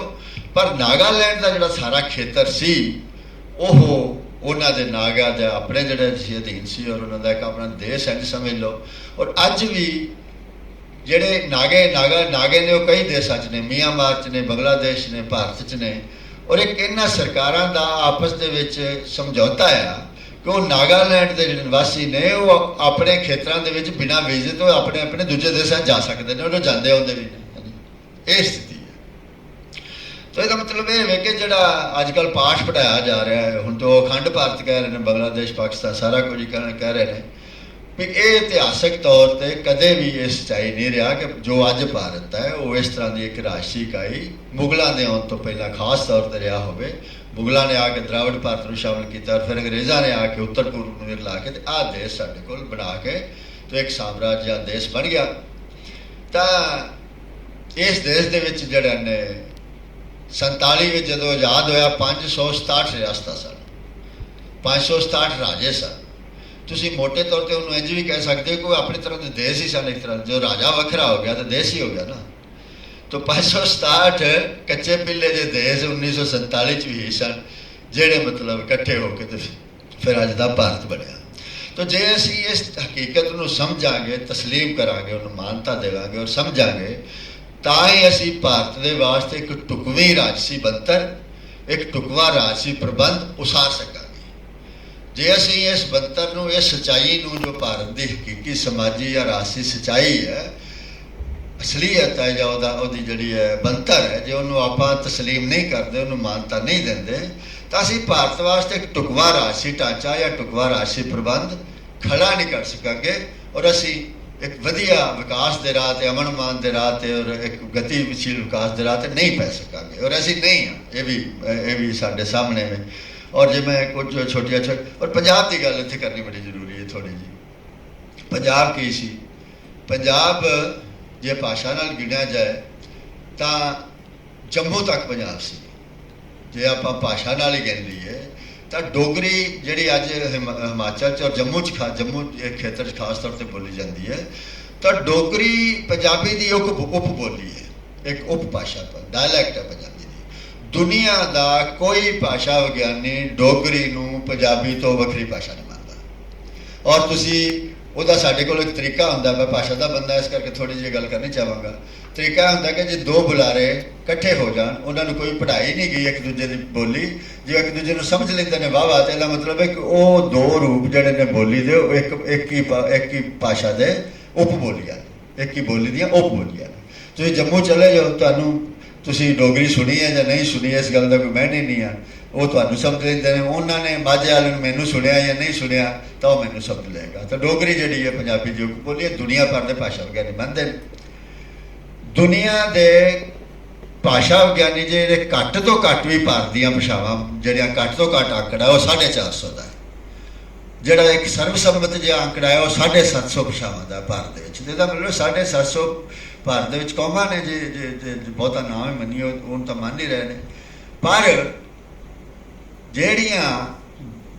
ਜਿਹੜੀਆਂ ਵੱਖ ਬੋਲੀਆਂ ਨੇ, ਆਪਣੇ ਆਪ ਪੂਰੀਆਂ ਭਾਸ਼ਾਵਾਂ ਨੇ। ਰਾਜਸਥਾਨੀ, ਆਪਾਂ ਜੇ ਰਾਜਸਥਾਨ ਤੋਂ ਤੁਰ ਪਈਏ, ਰਾਜਸਥਾਨੀ, ਮੱਧ ਪ੍ਰਦੇਸ਼ ਚਲੇ ਜਾਓ ਬੁੰਦੇਲਖੰਡੀ, ਅੱਗੇ ਤੁਸੀਂ ਉੱਤਰ ਪ੍ਰਦੇਸ਼ ਚਲੇ ਜਾਓ ਅਵਧੀ, ਬ੍ਰਜੀ ਔਰ ਭੋਜਪੁਰ ਦਾ ਕੁਝ ਇਲਾਕਾ, ਇਸ ਤਰ੍ਹਾਂ ਹੀ ਫਿਰ ਬਿਹਾਰ ਚਲੇ ਜਾਓ ਆਪਣੀ ਮਗਹੀ, ਅੰਗਿਕਾ, ਇਸ ਤਰ੍ਹਾਂ ਉੱਤਰਾਖੰਡ 'ਚ ਗੜਵਾਲੀ, ਕੁਮਾਈ। ਇਹ ਸਾਰੀਆਂ ਜਿਹੜੀਆਂ ਵੱਖ-ਵੱਖ ਭਾਸ਼ਾਵਾਂ ਨੇ, ਬੋਲੀਆਂ ਨੇ, ਜਿਨ੍ਹਾਂ ਨੂੰ ਭਾਰਤ ਸਰਕਾਰ ਨੇ ਹਿੰਦੀ ਦੀਆਂ ਉਪ ਬੋਲੀਆਂ ਦੇ ਵਾਲੇ ਖਾਨੇ 'ਚ ਪਾ ਛੱਡਿਆ ਹੋਇਆ, ਉਪ ਬੋਲੀਆਂ ਵਾਲੇ ਖਾਨੇ 'ਚ ਪਾ ਛੱਡਿਆ। ਜੇ ਲੋਕਾਂ ਦੀ ਰਾਏ ਵੇਖੀ ਜਾਏ ਤਾਂ 2021 ਦਾ ਸੈਂਸਸ ਜਿਹਦੇ ਆંકੜੇ ਸਾਹਮਣੇ ਨਹੀਂ ਆਏ, 13,000 ਮਾਤ ਭਾਸ਼ਾਵਾਂ ਬਣਦੀਆਂ ਨੇ। ਉਹਨਾਂ ਨੂੰ ਪੁੱਛਿਆ ਤੁਹਾਡੀ ਮਾਤ ਭਾਸ਼ਾ ਕੀ ਹੈ, ਉਸ ਹਿਸਾਬ ਦੇ ਨਾਲ ਜੇ ਗਿਣਤੀ ਕੀਤੀ ਜਾਏ ਤਾਂ 13,000 ਮਾਤ ਭਾਸ਼ਾਵਾਂ ਬਣਦੀਆਂ ਨੇ ਭਾਰਤ ਦੇ ਵਿੱਚ। ਚਲੋ ਇੰਨੀਆਂ ਨਹੀਂ ਹਨ, ਕੁਝ ਜਿਹੜੀਆਂ ਉਪ ਬੋਲੀਆਂ ਨੇ, ਤੇ ਉਹ ਤਾਂ ਜਿਹੜਾ ਇੱਕ ਬੰਦੇ ਦਾ ਉਹਦਾ ਪ੍ਰਤੀਕਰਮ ਹੈ ਨਾ। ਬੰਦਾ ਗਿਆ ਜਿਹੜਾ ਸੈਂਸਸ ਵਾਲਾ, ਤਾਂ ਉਹਨੇ ਪੁੱਛਿਆ ਤੁਹਾਡੀ ਮਾਂ ਬੋਲੀ ਕੀ, ਉਹਨੇ ਕਿਹਾ ਮੇਰੀ ਫਲਾਣੀ ਹੈ, ਤਾਂ ਉਸ ਹਿਸਾਬ ਨਾਲ 13,000 ਬਣ ਗਈਆਂ। ਤਾਂ ਇਹਦਾ ਮਤਲਬ ਇਹ ਹੋਇਆ ਕਿ ਪੰਜਾਬ ਇੱਕ ਪੱਖਪਾਤ ਕੀਤਾ ਜਾ ਰਿਹਾ। ਜੇ ਤੇ ਇਹ ਜਿਹੜਾ ਦੇਸ਼ ਬਣਿਆ ਹੋਇਆ ਜਿਹਦੇ ਵਿੱਚ ਵੱਖ-ਵੱਖ ਕੌਮਾਂ ਨੇ, ਸਾਰੀ ਕੌਮਾਂ ਦੀ ਇੱਕ ਬਰਾਬਰੀ ਹੋਵੇ, ਸਾਰੀਆਂ ਕੌਮਾਂ ਦੇ ਬਰਾਬਰ ਹੱਕ ਹੋਣ, ਬਰਾਬਰੀ ਹੋਵੇ, ਤਾਂ ਫਿਰ ਮੈਂ ਅੱਜ ਇੱਥੇ ਨਹੀਂ ਸੀ ਖਲੋਤਾ ਹੁੰਦਾ। ਆਪਾਂ ਪੰਜਾਬ ਦੇ ਹੱਕਾਂ ਦੀ ਗੱਲ ਨਹੀਂ ਕੀਤੀ, ਕਿਉਂਕਿ ਬਰਾਬਰੀ ਹੈ ਨਹੀਂ। ਔਰ ਜਿਹੜਾ ਇੰਡੀਅਨ ਸਟੇਟ ਹੈ, ਭਾਰਤੀ ਸੱਤਾ ਹੈ, ਇਹ ਵਿਤਕਰੇ ਭਰਪੂਰ ਹੈ, ਵਿਤਕਰਿਆ ਕਰਦੀ ਹੈ। ਔਰ ਇੱਕ ਖਾਸ ਭਾਸ਼ਾ ਨੂੰ, ਇੱਕ ਖਾਸ ਧਰਮ ਨੂੰ, ਇੱਕ ਖਾਸ ਖਿੱਤੇ ਨੂੰ ਜ਼ਿਆਦਾ ਜਿਹੜਾ ਸਮਝਦੇ ਕਿ ਇਹਦਾ ਭਾਰਤ ਦੇ ਉੱਤੇ ਜ਼ਿਆਦਾ ਹੱਕ ਹੈ। ਜਿਵੇਂ ਮੈਂ ਤੁਹਾਡੇ ਨਾਲ ਮਿਸਾਲ ਸਾਂਝੀ ਕੀਤੀ ਹੋਈ ਹੈ ਕਿ ਰਾਜਸਥਾਨ ਨੂੰ ਹਿੰਦੀ ਦੀ ਉੱਪਰ ਵੀ ਬਣਾਇਆ ਹੋਇਆ। ਰਾਜਸਥਾਨ ਦਾ ਬੰਦਾ ਜੇ ਪੰਜਾਬ 'ਚ ਆ ਜਾਏ ਤੇ ਪੰਜਾਬ ਦਾ ਬੰਦਾ ਜੇ ਰਾਜਸਥਾਨ ਚਲਾ ਜਾਏ, ਉਹ ਇੱਕ ਦੂਜੇ ਨੂੰ ਵਾਹਵਾ ਸਮਝ ਲੈਂਦੇ ਨੇ। वो राजस्थानी बोले, राजस्थान वाला राजस्थानी बोले, पंजाब वाला पंजाबी बोले, वाहवा समझ लैणगे। पर जे राजस्थान का बंदा आगरे चला जाए ना तो आगरे वाला राजस्थानी समझेगा वो ब्रज वाला, तो ना राजस्थानी वाला ब्रज नूं समझेगा, जिन्ना वो पंजाबी तो राजस्थानी एक दूजे नूं समझ लेंदे ने। ना तो राजस्थानी नूं पंजाबी की उपबोली बनाया, ना पंजाबी नूं राजस्थानी की उपबोली बनाया, है ना, ठीक है ना, जो कि इन्हां दी आपसी समझ ज़्यादा है। पर जिहड़ी ये ब्रजी भी जिहड़ी है वो भी हिंदी की उपबोली है, राजस्थानी भी उपबोली है, बुंदेलखंडी भी उपबोली है, जिन्हां दे आपस दे विच समझ भी नहीं आ सकती। तो ये जिहड़ा भारती राज है वितकरे भरिया, कौमां दे विचकार वितकरा करता है, भाषाई वितकरा करता है, होर हर तरह के वितकरे जिन्हां दी मैं हुण बहुतियां मसाला नहीं देना चाहता तुहाडे सामने। साडा पंजाब दा गोबिंदगढ़ ते खन्ना सारे इस करके उजड़ गए कि हिमाचल नूं टैक्स दीयां छूटां दित्तियां जिहड़ियां पंजाब नूं नहीं सन। तो जिहड़ा कारखाने वाला है उन्हें तो अपना मुनाफा वेखना है, क्योंकि बद्दी या कोल ही हिमाचल दूर भी नहीं सी, और सभ्याचारक तौर पर भी पंजाब नाल ही रलदा इलाका, तो पंजाब ही ये वेख्या जाए उस तरह से, जे कौमी तौर पर वेख्या जाए तो सारा गोबिंदगढ़ ते खन्ना उन्होंने ओपरा भी नहीं लग्या, वो अपना सारा पट के जिहड़ियां ने वो लै गए हिमाचल लै गए, और साडा जिहड़ा लोहे का सारा जिहड़े कारखाने खत्म हो गए। तो जिहड़ा राज है भारती, ये भारत एक बहु कौमी नहीं बहु नस्ली देश है, बहु कौमी देश है। और जिहड़ा भारती राज है ਇਹਦਾ ਜਿਹੜਾ ਸਾਰਾ ਵਿਹਾਰ ਹੈ ਵਿਤਕਰੇ ਭਰਿਆ। ਜੇ ਵਿਤਕਰੇ ਭਰਿਆ ਨਾ ਹੋਵੇ, ਸਾਰਿਆਂ ਨਾਲ ਬਰਾਬਰ ਦਾ ਵਿਹਾਰ ਹੋਵੇ, ਅਸੀਂ ਬਰਾਬਰ ਦੇ ਸਾਰੇ ਹਿੱਸੇ ਹੋਈਏ, ਵਿਹਾਰ ਨਹੀਂ ਅਸੀਂ ਸਾਰੇ ਬਰਾਬਰ ਦੇ ਹਿੱਸੇ ਹੋਈਏ, ਹਿੱਸੇਦਾਰ ਹੋਈਏ, ਤਾਂ ਫਿਰ ਸਾਨੂੰ ਇਸ ਗੱਲ ਦੀ ਕਰਨ ਦੀ ਬਹੁਤੀ ਲੋੜ ਨਹੀਂ ਸੀ। ਇਹ ਗੱਲ ਪਹਿਲਾਂ ਹੋਈ ਵੀ ਘੱਟ ਹੈ। ਮੰਨ ਲਓ ਅੱਜ ਅਸੀਂ ਇਹ ਗੱਲ ਮੈਂ ਸ਼ੁਰੂ ਤੋਂ ਆਪਣੀ ਵਿਦਿਆਰਥੀ ਬਣਿਆ ਤੇ ਮੈਂ ਵੀ ਖੱਬੇ ਵਿਚਾਰਾਂ ਦਾ ਸੀ, ਤੇ ਮੈਂ ਖੱਬੇ ਜਿਹੜੀ ਵਿਚਾਰਧਾਰਾ ਦੇ ਜਿਹੜੇ ਵਿਦਿਆਰਥੀ ਸੰਗਠਨ ਸਨ ਉਹਨਾਂ ਨਾਲ ਮੇਰਾ ਵਾਹ ਪੈਂਦਾ ਸੀ। ਮੈਂ ਕਦੀ ਸੋਚਿਆ ਵੀ ਨਹੀਂ ਹੋਏਗਾ, ਜਾਂ ਵਿਦਿਆਰਥੀ ਸੰਗਠਨਾਂ ਨੇ ਉਦੋਂ ਸੋਚਿਆ ਵੀ ਨਹੀਂ ਹੋਏਗਾ ਕਿ ਪੰਜਾਬ ਦੇ ਹੱਕਾਂ ਦੀ ਗੱਲ ਕੀਤੀ ਜਾਏ। ਵਿਦਿਆਰਥੀ ਸੰਗਠਨ ਗੱਲ ਕਰਦੇ ਸਨ ਫੀਸਾਂ ਦੀ, ਸਿੱਖਿਆ ਦੀ, ਹੋਰ ਸਾਰੇ ਜਿਹੜੇ ਰਾਜਨੀਤਿਕ ਮਾਮਲੇ ਹੋ, ਅਰਥਚਾਰੇ ਦੀ ਸਾਰੀ ਗੱਲ ਹੁੰਦੀ ਸੀ। ਪਰ ਆਹ ਜਿਹੜੀ ਸੰਘੀ ਢਾਂਚੇ ਦੀ ਗੱਲ ਜਾਂ ਰਾਜਾਂ ਦੇ ਹੱਕਾਂ ਦੇ ਢਾਂਚੇ ਦੀ ਗੱਲ ਬਲਕਿ ਉਲਟਾ ਹੁੰਦਾ ਸੀ। ਜਿਹੜਾ ਉਸ ਟਾਈਮ ਦੇ ਉਸ ਸਮੇਂ 'ਤੇ ਘੱਟੋ ਘੱਟ ਮੇਰੇ ਵਰਗੇ ਜਿਹੜੇ ਹਾਲੇ ਸਿੱਖ ਰਹੇ ਸਨ, ਉਹ ਸੋਚਦੇ ਸੀ ਵੀ ਇਹ ਜਿਹੜੀਆਂ ਗੱਲਾਂ ਨੇ ਰਾਜਾਂ ਦੇ ਹੱਕਾਂ ਦੀਆਂ, ਇਹ ਠੀਕ ਨਹੀਂ ਆ, ਇਹ ਜਿਹੜੀਆਂ ਮਜ਼ਦੂਰਾਂ ਦੇ ਏਕੇ ਨੂੰ ਤੋੜਦੀਆਂ ਨੇ, ਭਾਰਤ ਦੇ ਏਕੇ ਨੂੰ ਤੋੜਦੀਆਂ ਨੇ। ਪਰ ਹੁਣ ਕਿਉਂ ਬਦਲ ਗਿਆ? ਹੁਣ ਮੈਨੂੰ ਅਜੀਬ ਨਹੀਂ ਲੱਗਦਾ, ਬਲਕਿ ਮੈਂ ਇੱਧਰ ਹੀ ਆ ਗਿਆ, ਤੁਹਾਡੇ ਸਾਹਮਣੇ ਖਲੋਤਾ ਗੱਲ ਕਰਨਾ ਪਿਆ। ਔਰ ਮੈਨੂੰ ਲੱਗਦਾ ਕਿ ਹੁਣ ਬਹੁਤੇ ਜਿਹੜੇ ਖੱਬੇ ਪੱਖ ਵਾਲੇ ਵੀ ਨੇ, ਜੇ ਉਹਨਾਂ ਦੇ ਆਗੂਆਂ ਨੂੰ ਛੱਡ ਦਈਏ, ਆਗੂ ਆਪਣੀਆਂ ਮਜਬੂਰੀਆਂ ਜਾਂ ਆਪਣੇ ਉਹਦੇ 'ਚ ਵੱਖਰੀ ਗੱਲ ਹੈ, ਪਰ ਜਿਹੜਾ ਬਹੁਤਾ ਖੱਬੀ ਸੋਚ ਰੱਖਣ ਵਾਲਾ ਵਿਅਕਤੀ ਹੈ ਭਾਰਤ ਦੇ ਵਿੱਚ, ਉਹ ਹੁਣ ਇਸ ਗੱਲ ਨੂੰ ਮਹਿਸੂਸ ਕਰਦਾ ਹੈ ਕਿ ਰਾਜਾਂ ਦੇ ਹੱਕਾਂ ਦੀ ਗੱਲ ਹੋਣੀ ਚਾਹੀਦੀ ਹੈ। ਔਰ ਉਸ ਦਾ ਸਬੂਤ ਤੁਸੀਂ ਜੇ ਕਿ ਤੁਸੀਂ ਮਤਲਬ ਇਸ ਵਿਸ਼ੇ ਦੇ ਉੱਤੇ ਆਪਣਾ ਇੱਕ ਸੈਨਿਕ ਰੱਖਿਆ। ਪਰ ਇਹ ਕਿਉਂ ਲੋੜ ਕਿਉਂ ਮਹਿਸੂਸ ਹੋ ਗਈ ਹੈ? ਜਿਹੜਾ ਵੱਡਾ ਕਾਰਨ ਹੈ, ਪਹਿਲੀ ਗੱਲ ਤਾਂ ਇਹ ਸੀ ਕਿ ਅੰਗਰੇਜ਼ਾਂ ਦੇ ਨਾਲ ਜਿਹੜੀ ਸਾਡੀ ਲੜਾਈ ਚੱਲਦੀ ਸੀ, ਤਾਂ ਉਹਦੇ ਵਿੱਚ ਜਿਹੜੀ ਪਹਿਲੀ ਗੱਲ ਅਸੀਂ ਅੰਗਰੇਜ਼ਾਂ ਨੂੰ ਕੱਢ ਲਈਏ। ਔਰ ਜਿਹੜੀਆਂ ਸਾਡੀਆਂ ਕੌਮੀਅਤ ਦੀਆਂ ਗੱਲਾਂ, ਕੌਮੀ ਹੱਕਾਂ ਦੀਆਂ ਗੱਲਾਂ, ਕੌਮੀ ਰਾਜਨੀਤੀ ਦੀਆਂ ਗੱਲਾਂ, ਰਾਸ਼ਟਰੀ ਗੱਲਾਂ, ਉਹ ਬਹੁਤੀਆਂ ਨਹੀਂ ਹੋਈਆਂ। ਇਹ ਤਾਂ ਨਹੀਂ ਹੋਈਆਂ, ਔਰ ਸਾਡੇ ਕੋਲ ਸਬੂਤ ਨੇ ਕਿ ਵਾਹਵਾ ਹੋਈਆਂ। ਇੱਕ ਵੱਡਾ ਸਬੂਤ ਤੁਸੀਂ ਵੇਖੋ ਕਿ ਇਹਨਾਂ ਰਾਜਾਂ ਵਾਸਤੇ ਜਿਹੜਾ ਸ਼ਬਦ ਸਟੇਟ ਵਰਤਿਆ ਗਿਆ ਸੰਵਿਧਾਨ ਦੇ ਵਿੱਚ, ਸਟੇਟ ਵੱਡੇ ਐਸ ਨਾਲ, ਕੈਪੀਟਲ ਐਸ ਦੇ ਨਾਲ ਸਟੇਟ। ਔਰ ਜਿਹੜੇ ਤੁਹਾਡੇ 'ਚ ਕੋਈ ਰਾਜਨੀਤੀ ਦੇ ਵਿਦਿਆਰਥੀ ਹੋਣਗੇ, ਰਾਜਨੀਤੀ ਸ਼ਾਸਤਰ ਦੇ, ਤਾਂ ਸਟੇਟ ਕੀ ਹੁੰਦਾ ਹੈ? ਸਟੇਟ ਦਾ ਰਾਜਸੀ ਮਤਲਬ ਕੀ ਹੈ? ਜਿਹੜਾ ਸਟੇਟ ਦਾ ਕੋਸ਼ ਦੇ ਵਿੱਚ, ਸ਼ਬਦ ਕੋਸ਼ ਦੇ ਵਿੱਚ ਅਰਥ ਹੈ, ਉਹਦਾ ਰਾਜਸੀ ਅਰਥ ਹੈ, ਪੋਲੀਟੀਕਲ ਅਰਥ ਹੈ, ਇੱਕ ਸੋਵਰਨ ਇਕਾਈ, political unit, sovereign political unit. तो जे संविधान दे विच भारत दे जिहड़े राज ने, जिन्हों ਅਸੀਂ आम तौर पर गलत सूबे कह दिंदे हैं या प्रदेश कह दिंदे हैं, वो प्रोविंस नहीं हैं, सूबे नहीं हैं, प्रोविंस इस तरह खेतर नहीं, और स्टेट ने, राज ने। ਇਹਦਾ मतलब है कि जिस टाइम संविधान बन रहा सी और ਜਿਹੜੀਆਂ ਧਿਰਾਂ ਉਹਦੇ ਵਿੱਚ ਜਿਹੜੀਆਂ ਸ਼ਾਮਲ ਸਨ ਸੰਵਿਧਾਨ ਬਣਾਉਣ ਦੇ ਵਿੱਚ, ਉਹ ਇਸ ਪੱਖੋਂ ਸੁਚੇਤ ਸਨ ਕਿ ਇਹ ਜਿਹੜੇ ਸਾਡੇ ਖਿੱਤੇ ਨੇ, ਵੱਖ-ਵੱਖ ਕੌਮਾਂ ਨੇ, ਔਰ ਇਹਨਾਂ ਨੂੰ ਖੁਦ ਮੁਖਤਿਆਰੀ ਜ਼ਰੂਰੀ ਹੈ, ਇਹਨਾਂ ਨੂੰ ਸਟੇਟ ਕਹਿਣਾ ਜ਼ਰੂਰੀ ਹੈ। ਔਰ ਇਹ ਸਟੇਟ ਨੇ, ਇਹ ਪ੍ਰੋਵਿੰਸ ਨਹੀਂ, ਪ੍ਰਦੇਸ਼ ਨਹੀਂ ਹਨ, ਇਹ ਰਾਜ ਨੇ, ਸਟੇਟ ਨੇ। ਤਾਂ ਸਟੇਟ ਦਾ ਅਰਥ ਮੈਂ ਤੁਹਾਨੂੰ ਦੱਸਿਆ ਹੀ ਹੈ। ਤਾਂ ਇਹ ਸਟੇਟ ਸ਼ਬਦ ਦਾ ਵਰਤਿਆ ਜਾਣਾ ਸੰਵਿਧਾਨ 'ਚ ਆਪਣੇ ਆਪ 'ਚ ਸਬੂਤ ਹੈ ਕਿ ਉਸ ਸਮੇਂ ਕਈ ਵਾਰੀ ਅਸੀਂ ਉਲਾਂਭਾ ਵੀ ਦਿੰਦੇ ਹਾਂ ਕਿ ਸਾਡੇ ਆਜ਼ਾਦੀ ਘੁਲਾਟੀਏ ਜਿਹੜੇ ਨੇ ਇਹਨਾਂ ਕੌਮੀ ਹੱਕਾਂ ਦੇ ਬਾਰੇ ਸੁਚੇਤ ਨਹੀਂ ਸਨ, ਕਦੇ ਵੀ ਨਹੀਂ, ਵੀ ਇੰਨੇ ਸੁਚੇਤ ਵੀ ਨਹੀਂ ਸਨ, ਇੰਨੇ ਘੱਟ ਸੁਚੇਤ ਵੀ ਨਹੀਂ ਸਨ ਕਿ ਸ਼ਬਦ ਸਟੇਟ ਵਰਤਿਆ ਗਿਆ। और ਅੰਗਰੇਜ਼ਾਂ ਦੇ ਖਿਲਾਫ ਲੜਾਈ ਦੇ ਵਿੱਚ ਜਿਹੜੇ ਭਾਰਤ ਦੇ ਕੌਮੀ ਸਵਾਲ ਸਨ, ਇਹ ਇਕੱਲੇ ਭਾਰਤ ਦੇ ਕੌਮੀ ਸਵਾਲ ਨਹੀਂ। ਪਹਿਲੀ ਗੱਲ ਤੇ ਇਸ ਗੱਲ ਨੂੰ ਸਮਝਣ ਦੀ ਲੋੜ ਹੈ ਕਿ ਸਾਰੀਆਂ ਪੂਰਬਲੀਆਂ ਬਸਤੀਆਂ ਦੇ ਕੌਮੀ ਸਵਾਲ ਨੇ। ਜਿੱਥੇ ਜਿੱਥੇ ਵੀ ਸਾਮਰਾਜ ਗਿਆ ਉਹਨਾਂ ਨੇ ਇੱਕ ਹੱਦਾਂ ਬਣਾ ਦਿੱਤੀਆਂ, ਜਿੱਥੇ ਜਿੱਥੇ ਉਹਨਾਂ ਦਾ ਕਬਜ਼ਾ ਹੋਇਆ ਉਹਨੂੰ ਆਪਣੇ ਦੇਸ਼ ਦੇ ਅੰਦਰ ਸ਼ਾਮਿਲ ਕਰਕੇ ਤੇ ਉਹਨਾਂ ਨੂੰ ਦੇਸ਼ ਬਣਾ ਦਿੱਤਾ। ਤੇ ਜਦੋਂ ਗਏ ਉਹ ਤੇ ਜਿਨ੍ਹਾਂ ਨੂੰ ਉਹ ਸੱਤਾ ਫੜਾ ਕੇ ਗਏ ਉਹਨਾਂ ਦਾ ਵੀ ਇਹ ਹਿੱਤ ਸੀ ਵੀ ਸਾਡਾ ਦੇਸ਼ ਛੋਟਾ ਕਿਉਂ ਹੋਇਆ, ਹੈ ਨਾ।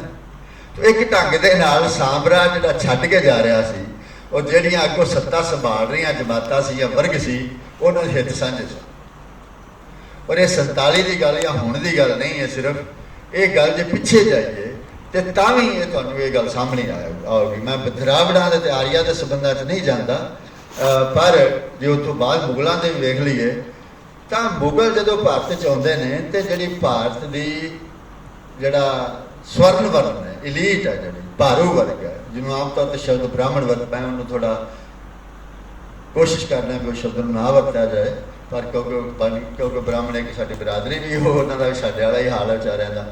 ਤਾਂ ਉਹ ਜਿਹੜਾ ਭਾਰਤ ਸੀ, ਉਹ ਭਾਰਤ ਦੀ ਜਿਹੜੀ ਸੱਤਾ ਸੰਪन्न ਵਰਗ ਸੀ ਜਾਂ ਭਾਰਤ ਦਾ ਭਾਰੂ ਵਰਗ ਸੀ ਸਮਾਜਿਕ ਤੌਰ 'ਤੇ ਜਾਂ ਰਾਸ਼ਟਰੀ ਤੌਰ 'ਤੇ, ਉਹਨਾਂ ਦੇ ਨਾਲ ਮੁਗਲਾਂ ਦਾ ਸਮਝੌਤਾ ਵੀ ਤੁਹਾਨੂੰ ਸਾਫ਼ ਨਜ਼ਰ ਆਉਂਦਾ ਹੈ। ਅਕਬਰ ਤੇ ਬੀਰਬਲ ਦੀਆਂ ਕਹਾਣੀਆਂ ਤੁਸੀਂ ਬਹੁਤ ਪੜ੍ਹੀਆਂ ਨੇ, ਬੜਾ ਪਿਆਰ ਸੀ ਅਕਬਰ ਤੇ ਬੀਰਬਲ ਦਾ। ਅਕਬਰ ਮੁਗਲ ਸੀ ਤੇ ਬੀਰਬਲ ਜਿਹੜੇ ਨੇ ਉਹ ਬ੍ਰਾਹਮਣ ਪਰਿਵਾਰ ਤੋਂ ਸਨ।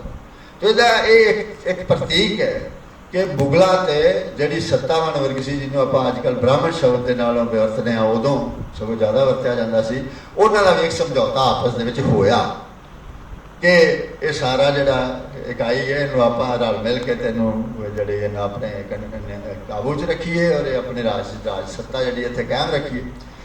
ਔਰ ਉਸ ਤੋਂ ਬਾਅਦ ਜਿਹੜਾ ਅੰਗਰੇਜ਼ ਆਉਂਦਾ ਉਹਦੇ 'ਤੇ ਵੀ ਸਾਫ਼ ਨਜ਼ਰ ਆਉਂਦਾ ਹੈ ਕਿ ਜਦੋਂ ਅੰਗਰੇਜ਼ ਆਉਂਦੇ ਨੇ ਤੇ ਭਾਰਤ ਦਾ ਜਿਹੜਾ ਸਵਰਨ ਵਰਨ ਹੈ, ਜਿਹੜਾ ਉਹ ਭਾਰੂ ਵਰਗ ਹੈ, ਭਾਰੂ ਜਮਾਤ ਕਹਿ ਲਓ, ਵਰਗ ਕਹਿ ਲਓ, ਵਰਨ ਕਹਿ ਲਓ, ਜੋ ਸ਼ਬਦ ਤੁਸੀਂ ਚਾਹੋ ਵਰਤਦਾ, ਉਹ ਅੰਗਰੇਜ਼ ਦੇ ਨਾਲ ਇੱਕ ਸਪਸ਼ਟ ਸਮਝੌਤਾ ਤੁਹਾਨੂੰ ਨਜ਼ਰ ਆਉਂਦਾ ਹੈ।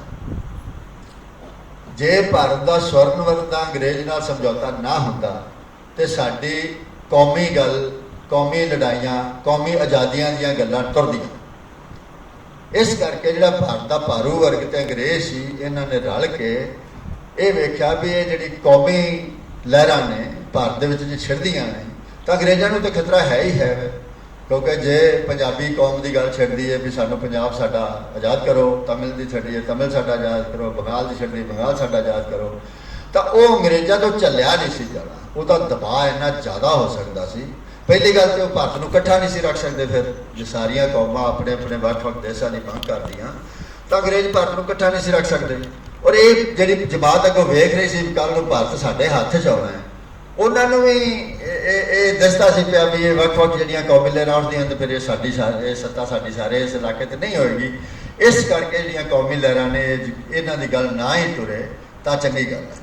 ਔਰ ਉਹਦਾ ਇਲਾਜ ਉਹਨਾਂ ਨੇ ਫਿਰ ਕੀ ਲੱਭਿਆ? ਉਹਦਾ ਇਲਾਜ ਜਿਹੜਾ ਜਿਹਦੀ ਅੱਜ ਵੀ ਅਸੀਂ ਭੁਗਤ ਰਹੇ ਹਾਂ, ਉਹ ਫਿਰਕੂਕਰਨ 'ਚ ਲੱਭਿਆ ਕਿ ਲੋਕਾਂ ਦੀ ਜਿਹੜੀ ਸੋਚ ਹੈ, ਵਿਚਾਰ ਨੇ, ਪੰਜਾਬੀ ਬੰਦਾ ਆਪਣੇ ਆਪ ਨੂੰ ਪੰਜਾਬੀ ਨਾ ਸਮਝੇ, ਪੰਜਾਬੀ ਬੰਦਾ ਪਹਿਲਾਂ ਆਪਣੇ ਆਪ ਨੂੰ ਸਿੱਖ ਸਮਝੇ ਜਾਂ ਮੁਸਲਮਾਨ ਸਮਝੇ ਜਾਂ ਹਿੰਦੂ ਸਮਝੇ ਜਾਂ ਈਸਾਈ ਸਮਝੇ, ਜੋ ਉਹਦਾ ਅਕੀਦਾ ਹੈ, ਧਰਮ ਹੈ। ਇਸੇ ਤਰ੍ਹਾਂ ਹੀ ਜਿਹੜਾ ਰਾਜਸਥਾਨੀ ਬੰਦਾ ਹੈ, ਉਹ ਆਪਣੇ ਆਪ ਨੂੰ ਰਾਜਸਥਾਨੀ ਨਾ ਸਮਝੇ, ਉਹ ਆਪਣੇ ਆਪ ਨੂੰ ਹਿੰਦੂ ਪਹਿਲਾਂ ਸਮਝੇ, ਰਾਜਸਥਾਨੀ ਬਾਅਦ ਸਮਝੇ।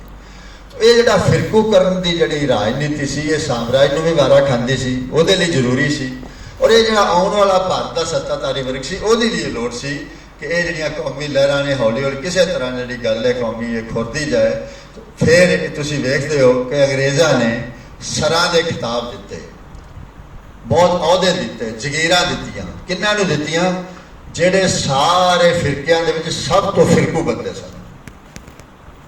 ਵਿਸ਼ਵ ਵਿਦਿਆਲੇ ਬਣਾਏ, ਹਿੰਦੂ ਬਨਾਰਸ ਹਿੰਦੂ ਯੂਨੀਵਰਸਿਟੀ, ਅਲੀਗੜ੍ਹ ਮੁਸਲਿਮ ਯੂਨੀਵਰਸਿਟੀ, ਸਾਰੇ ਵਿਸ਼ਵ ਵਿਦਿਆਲੇ ਬਣੇ ਜਿਹੜੇ ਧਰਮਾਂ ਦੇ ਨਾਂ ਦੇ ਉੱਤੇ।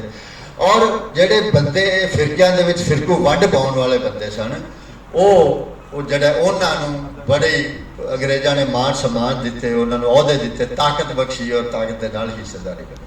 ਤੇ ਇਹ ਜਿਹੜਾ ਇਸ ਫਿਰਕੂਕਰਨ ਹੋਇਆ ਹੈ ਸਾਡੇ ਖਿੱਤੇ ਦਾ, ਤਾਂ ਉਹਦੇ ਨਾਲ ਸਾਡੀ ਜਿਹੜੀ ਕੌਮੀ ਦੀ ਗੱਲ ਜਿਹੜੀ ਹੈ ਉਹ ਉਦੋਂ ਨਹੀਂ ਟੁਰ ਸਕੀ ਔਰ ਪਿੱਛੇ ਪੈ ਗਈ।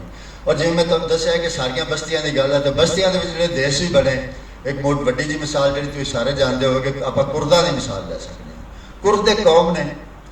ਕੁਰਦਾਂ ਦਾ ਕੁਝ ਇਲਾਕਾ ਤੁਰਕੀ 'ਚ ਹੈ, ਕੁਰਦਾਂ ਦਾ ਕੁਝ ਇਲਾਕਾ ਅੱਜ ਕੱਲ੍ਹ ਈਰਾਨ 'ਚ ਹੈ, ਕੁਰਦਾਂ ਦਾ ਕੁਝ ਇਲਾਕਾ ਜਿਹੜਾ ਇਰਾਕ 'ਚ, ਬਹੁਤਾ ਜਿਹੜਾ ਇਲਾਕਾ ਇਰਾਕ 'ਚ, ਕੁਰਦਾਂ ਦਾ ਹੱਕ ਬਣਦਾ ਹੈ ਕਿ ਉਹ ਤਿੰਨੇ ਜਿਹੜੇ ਇਲਾਕੇ ਨੇ ਉਹ ਇਕੱਠਾ ਦੇਸ਼ ਬਣੇ। ਕੁਰਦ ਦੇ ਕੌਮ ਨੇ, ਪਰ ਕਿਉਂਕਿ ਕਿਸੇ ਨਾ ਕਿਸੇ ਤਰ੍ਹਾਂ ਇਹ ਸਾਮਰਾਜ ਜਾਣ-ਬੁੱਝ ਕੇ ਵੀ ਬਣਦਾ ਰਿਹਾ ਤਾਂ ਕਿ ਲੜਾਈਆਂ ਪਈਆਂ ਰਹਿਣ। ਇਰਾਕ ਵਾਲੇ ਕੁਰਦ ਜਿਹੜੇ ਨੇ ਉਹ ਇਰਾਕੀਆਂ ਦੂਜੇ ਇਰਾਕੀਆਂ ਨਾਲ ਲੜਦੇ ਰਹਿਣ, ਤੁਰਕੀ ਵਾਲੇ ਕੁਰਦ ਜਿਹੜੇ ਨੇ ਉਹ ਦੂਜੇ ਤੁਰਕਾਂ ਨਾਲ ਲੜਦੇ ਰਹਿਣ, ਔਰ ਜਿਹੜੇ ਈਰਾਨ ਵਾਲੇ ਕੁਰਦ ਨੇ ਉਹ ਈਰਾਨ ਨਾਲ ਲੜਦੇ ਰਹਿਣ, ਤੇ ਇਹ ਲੜਾਈਆਂ ਹੋਰ ਤਰ੍ਹਾਂ ਦੀਆਂ ਇਸ ਤਰ੍ਹਾਂ ਦੀਆਂ ਬਣਦੀਆਂ ਰਹਿਣ, ਪਰ ਕੁਰਦ ਦੇ ਕੌਮ ਦੇ ਵਜੋਂ ਉਹਨਾਂ ਦਾ ਇਕੱਠਾ ਦੇਸ਼ ਨਾ ਬਣੇ ਔਰ ਉਹ ਤਾਕਤ 'ਚ ਨਾ ਆਉਣ। ਇਸੇ ਤਰ੍ਹਾਂ ਪੰਜਾਬ ਵੀ ਵੰਡਿਆ ਗਿਆ। ਜਦੋਂ ਕਿ ਪੰਜਾਬ ਦੀ ਜਿਹੜੀ ਸਾਡੀ ਸਰਕਾਰ ਸੀ ਉਸ ਵਕਤ, ਪੰਜਾਬ ਦੀ ਸਰਕਾਰ, ਪੰਜਾਬ ਅਸੈਂਬਲੀ ਲਾਹੌਰ ਦੇ ਵਿੱਚ 2 ਵਾਰੀ ਇਹ ਮਤਾ ਪਾਸ ਹੋਇਆ ਕਿ ਪੰਜਾਬ ਨਹੀਂ ਵੰਡਿਆ ਜਾਣਾ ਚਾਹੀਦਾ। 2 ਵਾਰੀ ਇਹ ਮਤਾ ਪਾਸ ਹੋਇਆ।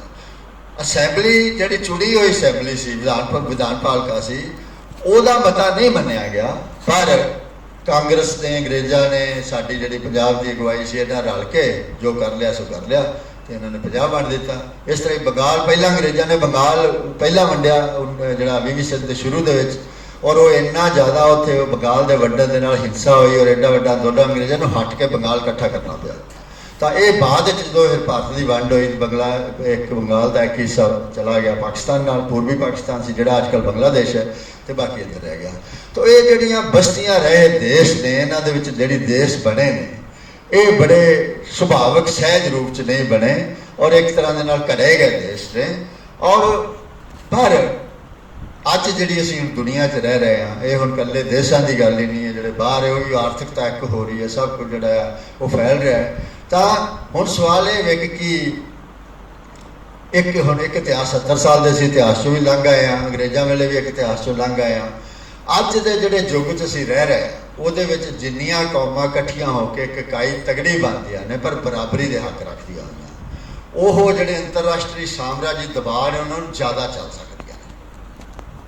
ਜਿਵੇਂ ਯੂਕਰੇਨ ਦੇ ਵਿੱਚ ਲੜਾਈ ਲੱਗੀ, ਭਾਰਤ ਕੋਲ ਇਹ ਸਮਰੱਥਾ ਹੈ ਸੀ ਕਿ ਭਾਰਤ ਰੂਸ ਦੇ ਨਾਲ ਲੱਗ ਸਕੇ। ਕਹਿਣ ਨੂੰ ਤਾਂ ਨਿਰਪੱਖ ਕਿਹਾ ਸੀ, ਨਿਰਪੱਖ ਰਹਿੰਦੇ ਹਾਂ, ਪਰ ਸੱਚੀ ਗੱਲ ਇਹ ਵੇ ਕਿ ਭਾਰਤ ਨੇ ਸਾਫ਼ ਕਹਿਤਾ ਵੀ ਹੁਣ ਅਸੀਂ ਅਮਰੀਕਾ ਤੋਂ ਡਰ ਡੁਰ ਨਹੀਂ, ਜੋ ਮਰਜ਼ੀ ਹੋਵੇ, ਅਸੀਂ ਤਾਂ ਇਸ ਜਿਹੜਾ ਰੂਸ ਚੀਨ ਵਾਲਾ ਜਿਹੜਾ ਪੱਖ ਹੈ, ਅਸੀਂ ਤਾਂ ਉਹਦੇ ਨਾਲ ਆ। ਇਹ ਕਿਉਂ ਹੋ ਸਕਿਆ? ਇਹ ਇਸ ਲਈ ਹੋ ਸਕਿਆ ਕਿ ਭਾਰਤ ਇੱਕ ਬਹੁਤ ਵੱਡਾ ਦੇਸ਼ ਹੈ, ਉਹਦੀ ਇੱਕ ਗਿਣਤੀ ਦੀ ਤਾਕਤ ਹੈ, ਔਰ ਅਮਰੀਕਾ ਨੂੰ ਇਹ ਮੇਰਾ ਸਮਾਨ ਵੇਖਦਾ, ਐਡੀ ਵੱਡੀ ਮੰਡੀ ਹੈ, ਤਾਂ ਮੈਂ ਕਿਉਂ ਇਹਨੂੰ ਨਾਰਾਜ਼ ਕਰਨਾ? ਸਾਡੀ ਤਾਕਤ ਸਭ ਤੋਂ ਵੱਡੀ ਭਾਰਤ ਦੀ ਗਿਣਤੀ ਦੀ ਤਾਕਤ ਹੈ, ਜਿਹੜਾ ਨਾ ਸਾਡੀ ਅੰਤਰਰਾਸ਼ਟਰੀ ਪੱਧਰ ਤੇ ਭਾਰਤ ਦਾ ਵਾਹਵਾ ਨਾਂ ਲਿਆ ਜਾਂਦਾ ਹੈ। ਤਾਂ ਉਹਦੀ ਵਜ੍ਹਾ ਇਹ ਹੈ ਕਿ ਮੰਡੀ ਬੜੀ ਵੱਡੀ ਹੈ, ਔਰ ਚੀਨ ਨੂੰ ਪਤਾ ਮੇਰਾ ਬਹੁਤ ਸਮਾਨ ਵੇਖਦਾ, ਅਮਰੀਕਾ ਨੂੰ ਪਤਾ ਮੇਰਾ ਬਹੁਤ ਸਮਾਨ ਵੇਖਦਾ, ਐਸਾ ਸਾਡਾ ਆਦਰ ਬੜਾ ਕਰਦੇ ਨੇ ਕਿਉਂਕਿ ਸਾਡੇ ਤੋਂ ਮੁਨਾਫਾ ਮਿਲਦਾ ਹੈ ਨਾ। 5 ਲੱਖ ਕਰੋੜ ਰੁਪਏ ਦਾ ਚੀਨ ਨਾਲ ਹਰ ਸਾਲ ਲਗਭਗ ਘਾਟਾ ਪੈਂਦਾ, ਜਦੋਂ ਗੋਲੀਆਂ ਚੱਲਦੀਆਂ ਉਦੋਂ ਵੀ ਟਰੱਕ ਸਮਾਨ ਜਾ ਰਿਹਾ ਸੀ। ਤਾਂ ਇਹ ਚੰਗੀ ਗੱਲ ਹੈ ਜਿੰਨੀਆਂ ਵੱਡੀਆਂ ਤੋਂ ਵੱਡੀਆਂ ਇਕਾਈਆਂ ਹੋਣ ਤਾਂ ਕਿ ਅੰਤਰਰਾਸ਼ਟਰੀ ਜਿਹੜੇ ਰਾਜਨੀਤੀ ਦੇ ਦਬਾਅ ਨੇ ਉਹ ਚੱਲੇ ਜਾਣ, ਪਰ ਇਹ ਤਾਂ ਠੀਕ ਹੈ ਜੇ ਬਰਾਬਰੀ ਦਾ ਹੱਕ ਵੀ ਹੋਵੇ। ਜੇ ਬਰਾਬਰੀ ਦਾ ਹੱਕ ਹੋਵੇ, ਸਾਰੀਆਂ ਕੌਮਾਂ ਇਹ ਸਮਝਣ ਵੀ ਆਹ ਸਾਡਾ ਦੇਸ਼ ਹੈ ਔਰ ਅਸੀਂ ਬਰਾਬਰ ਦੇ ਹਿੱਸੇਦਾਰ ਹਾਂ ਔਰ ਸਾਡਾ ਬਰਾਬਰ ਦੇ ਹੱਕ ਨੇ, ਕੋਈ ਉਹ ਨਹੀਂ ਹਨ, ਫਿਰ ਠੀਕ ਹੈ। ਤੇ ਜੇ ਕਿਸੇ ਕੌਮ ਦੇ ਹੱਕ ਹੀ ਮਾਰੇ ਜਾਂਦੇ ਨੇ, ਫਿਰ ਉਹ ਸਾਂਝ ਜਿਹੜੀ ਹੈ ਨਾ ਤਾਂ ਪੁੱਗਦੀ ਹੈ ਔਰ ਨਾ ਜਿਹੜੀ ਹਰ ਇੱਕ ਕੌਮ ਦਾ ਹੱਕ ਵੀ ਹੈ, ਫਿਰ ਜੇ ਉਹਦੇ ਹੱਕ ਨਹੀਂ ਉਹਨੂੰ ਬਰਾਬਰੀ ਦੇ ਮਿਲਦੇ ਤਾਂ ਉਹ ਫਿਰ ਆਪਣੇ ਦੇਸ਼ ਦੀ ਮੰਗ ਕਰ ਸਕਦੀ ਹੈ। ਪਰ ਇਹ ਅੱਜ ਜਿਹੜੀ ਮੈਂ ਗੱਲ ਸ਼ੁਰੂ ਕੀਤੀ ਸੀ ਕਿ ਹੁਣ ਕਿਉਂ ਬਹੁਤੀ ਗੱਲ ਹੋਈ, ਪਹਿਲਾਂ ਕਿਉਂ ਨਹੀਂ ਹੋਈ, ਉਹਦੀ ਵਜ੍ਹਾ ਇਹ ਸੀ ਕਿ 1950 ਦੇ ਵਿੱਚ ਜਿਹੜਾ ਸਾਡਾ ਸੰਵਿਧਾਨ ਬਣਿਆ, ਉਹਦੇ ਵਿੱਚ ਕਾਫੀ ਰਾਜਾਂ ਨੂੰ ਹੱਕ ਦਿੱਤੇ ਗਏ। ਮਿਸਾਲ ਲਈ ਸਿੱਖਿਆ ਦਾ ਖੇਤਰ, ਕੇਂਦਰ ਕੋਈ ਸਿੱਖਿਆ ਬਾਰੇ ਕਾਨੂੰਨ ਨਹੀਂ ਸੀ ਬਣਾ ਸਕਦਾ, ਜਿਹੜਾ ਸਾਡੀ ਸੰਘ ਸਰਕਾਰ ਯੂਨੀਅਨ ਗਵਰਨਮੈਂਟ ਹੈ। ਗੱਲ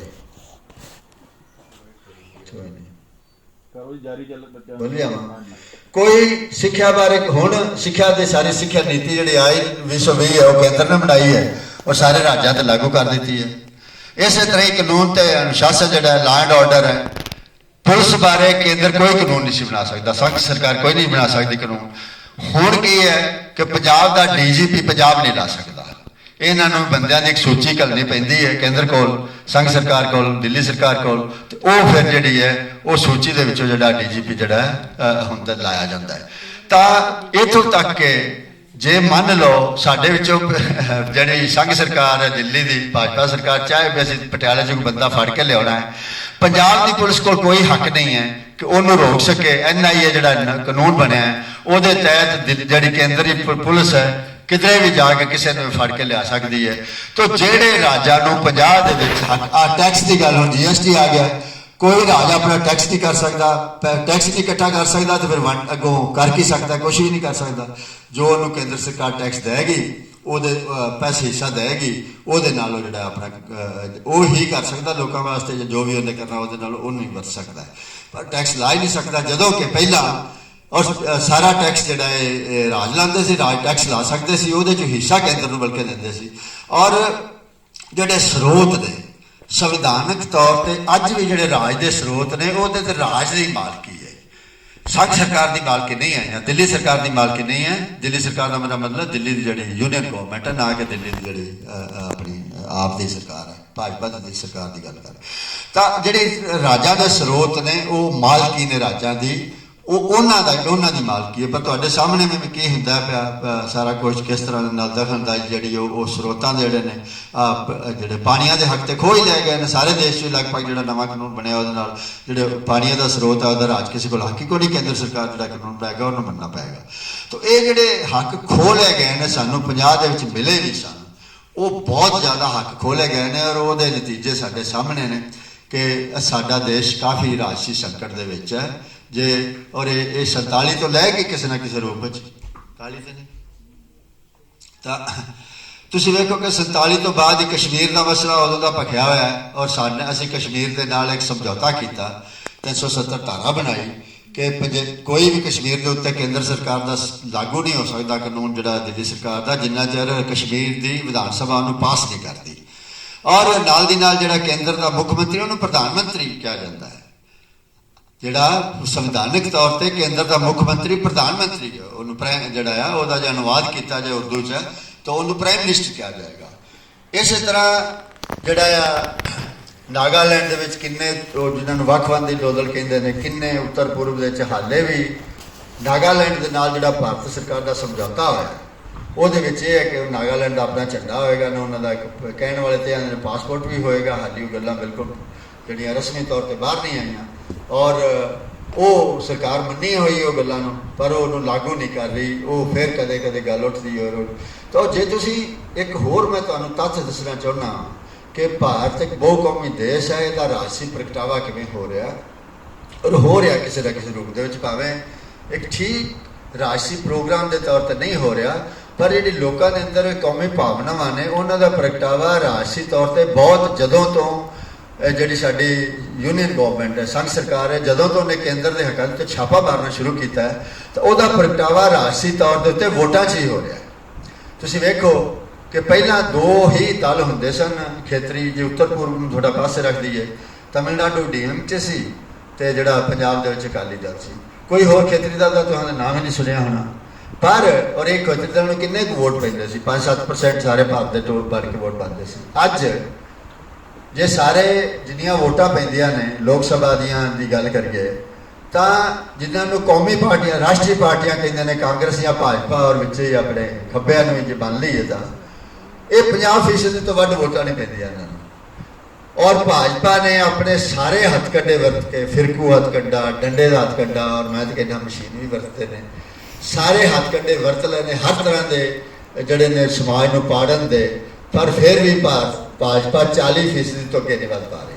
ਤਾਂ 60% ਵੋਟ ਜਿਹੜੇ ਨੇ ਉਹਨਾਂ ਤੋਂ ਜਿਹੜਾ ਉਹ ਦਿਨ ਪ੍ਰਤੀ ਦਿਨ ਖੇਤਰੀ ਜਿਹੜੇ ਦਲ ਨੇ ਭਾਰਤ ਦੇ ਉਹਨਾਂ ਦੀਆਂ ਵੋਟਾਂ ਵੱਧ ਰਹੀਆਂ।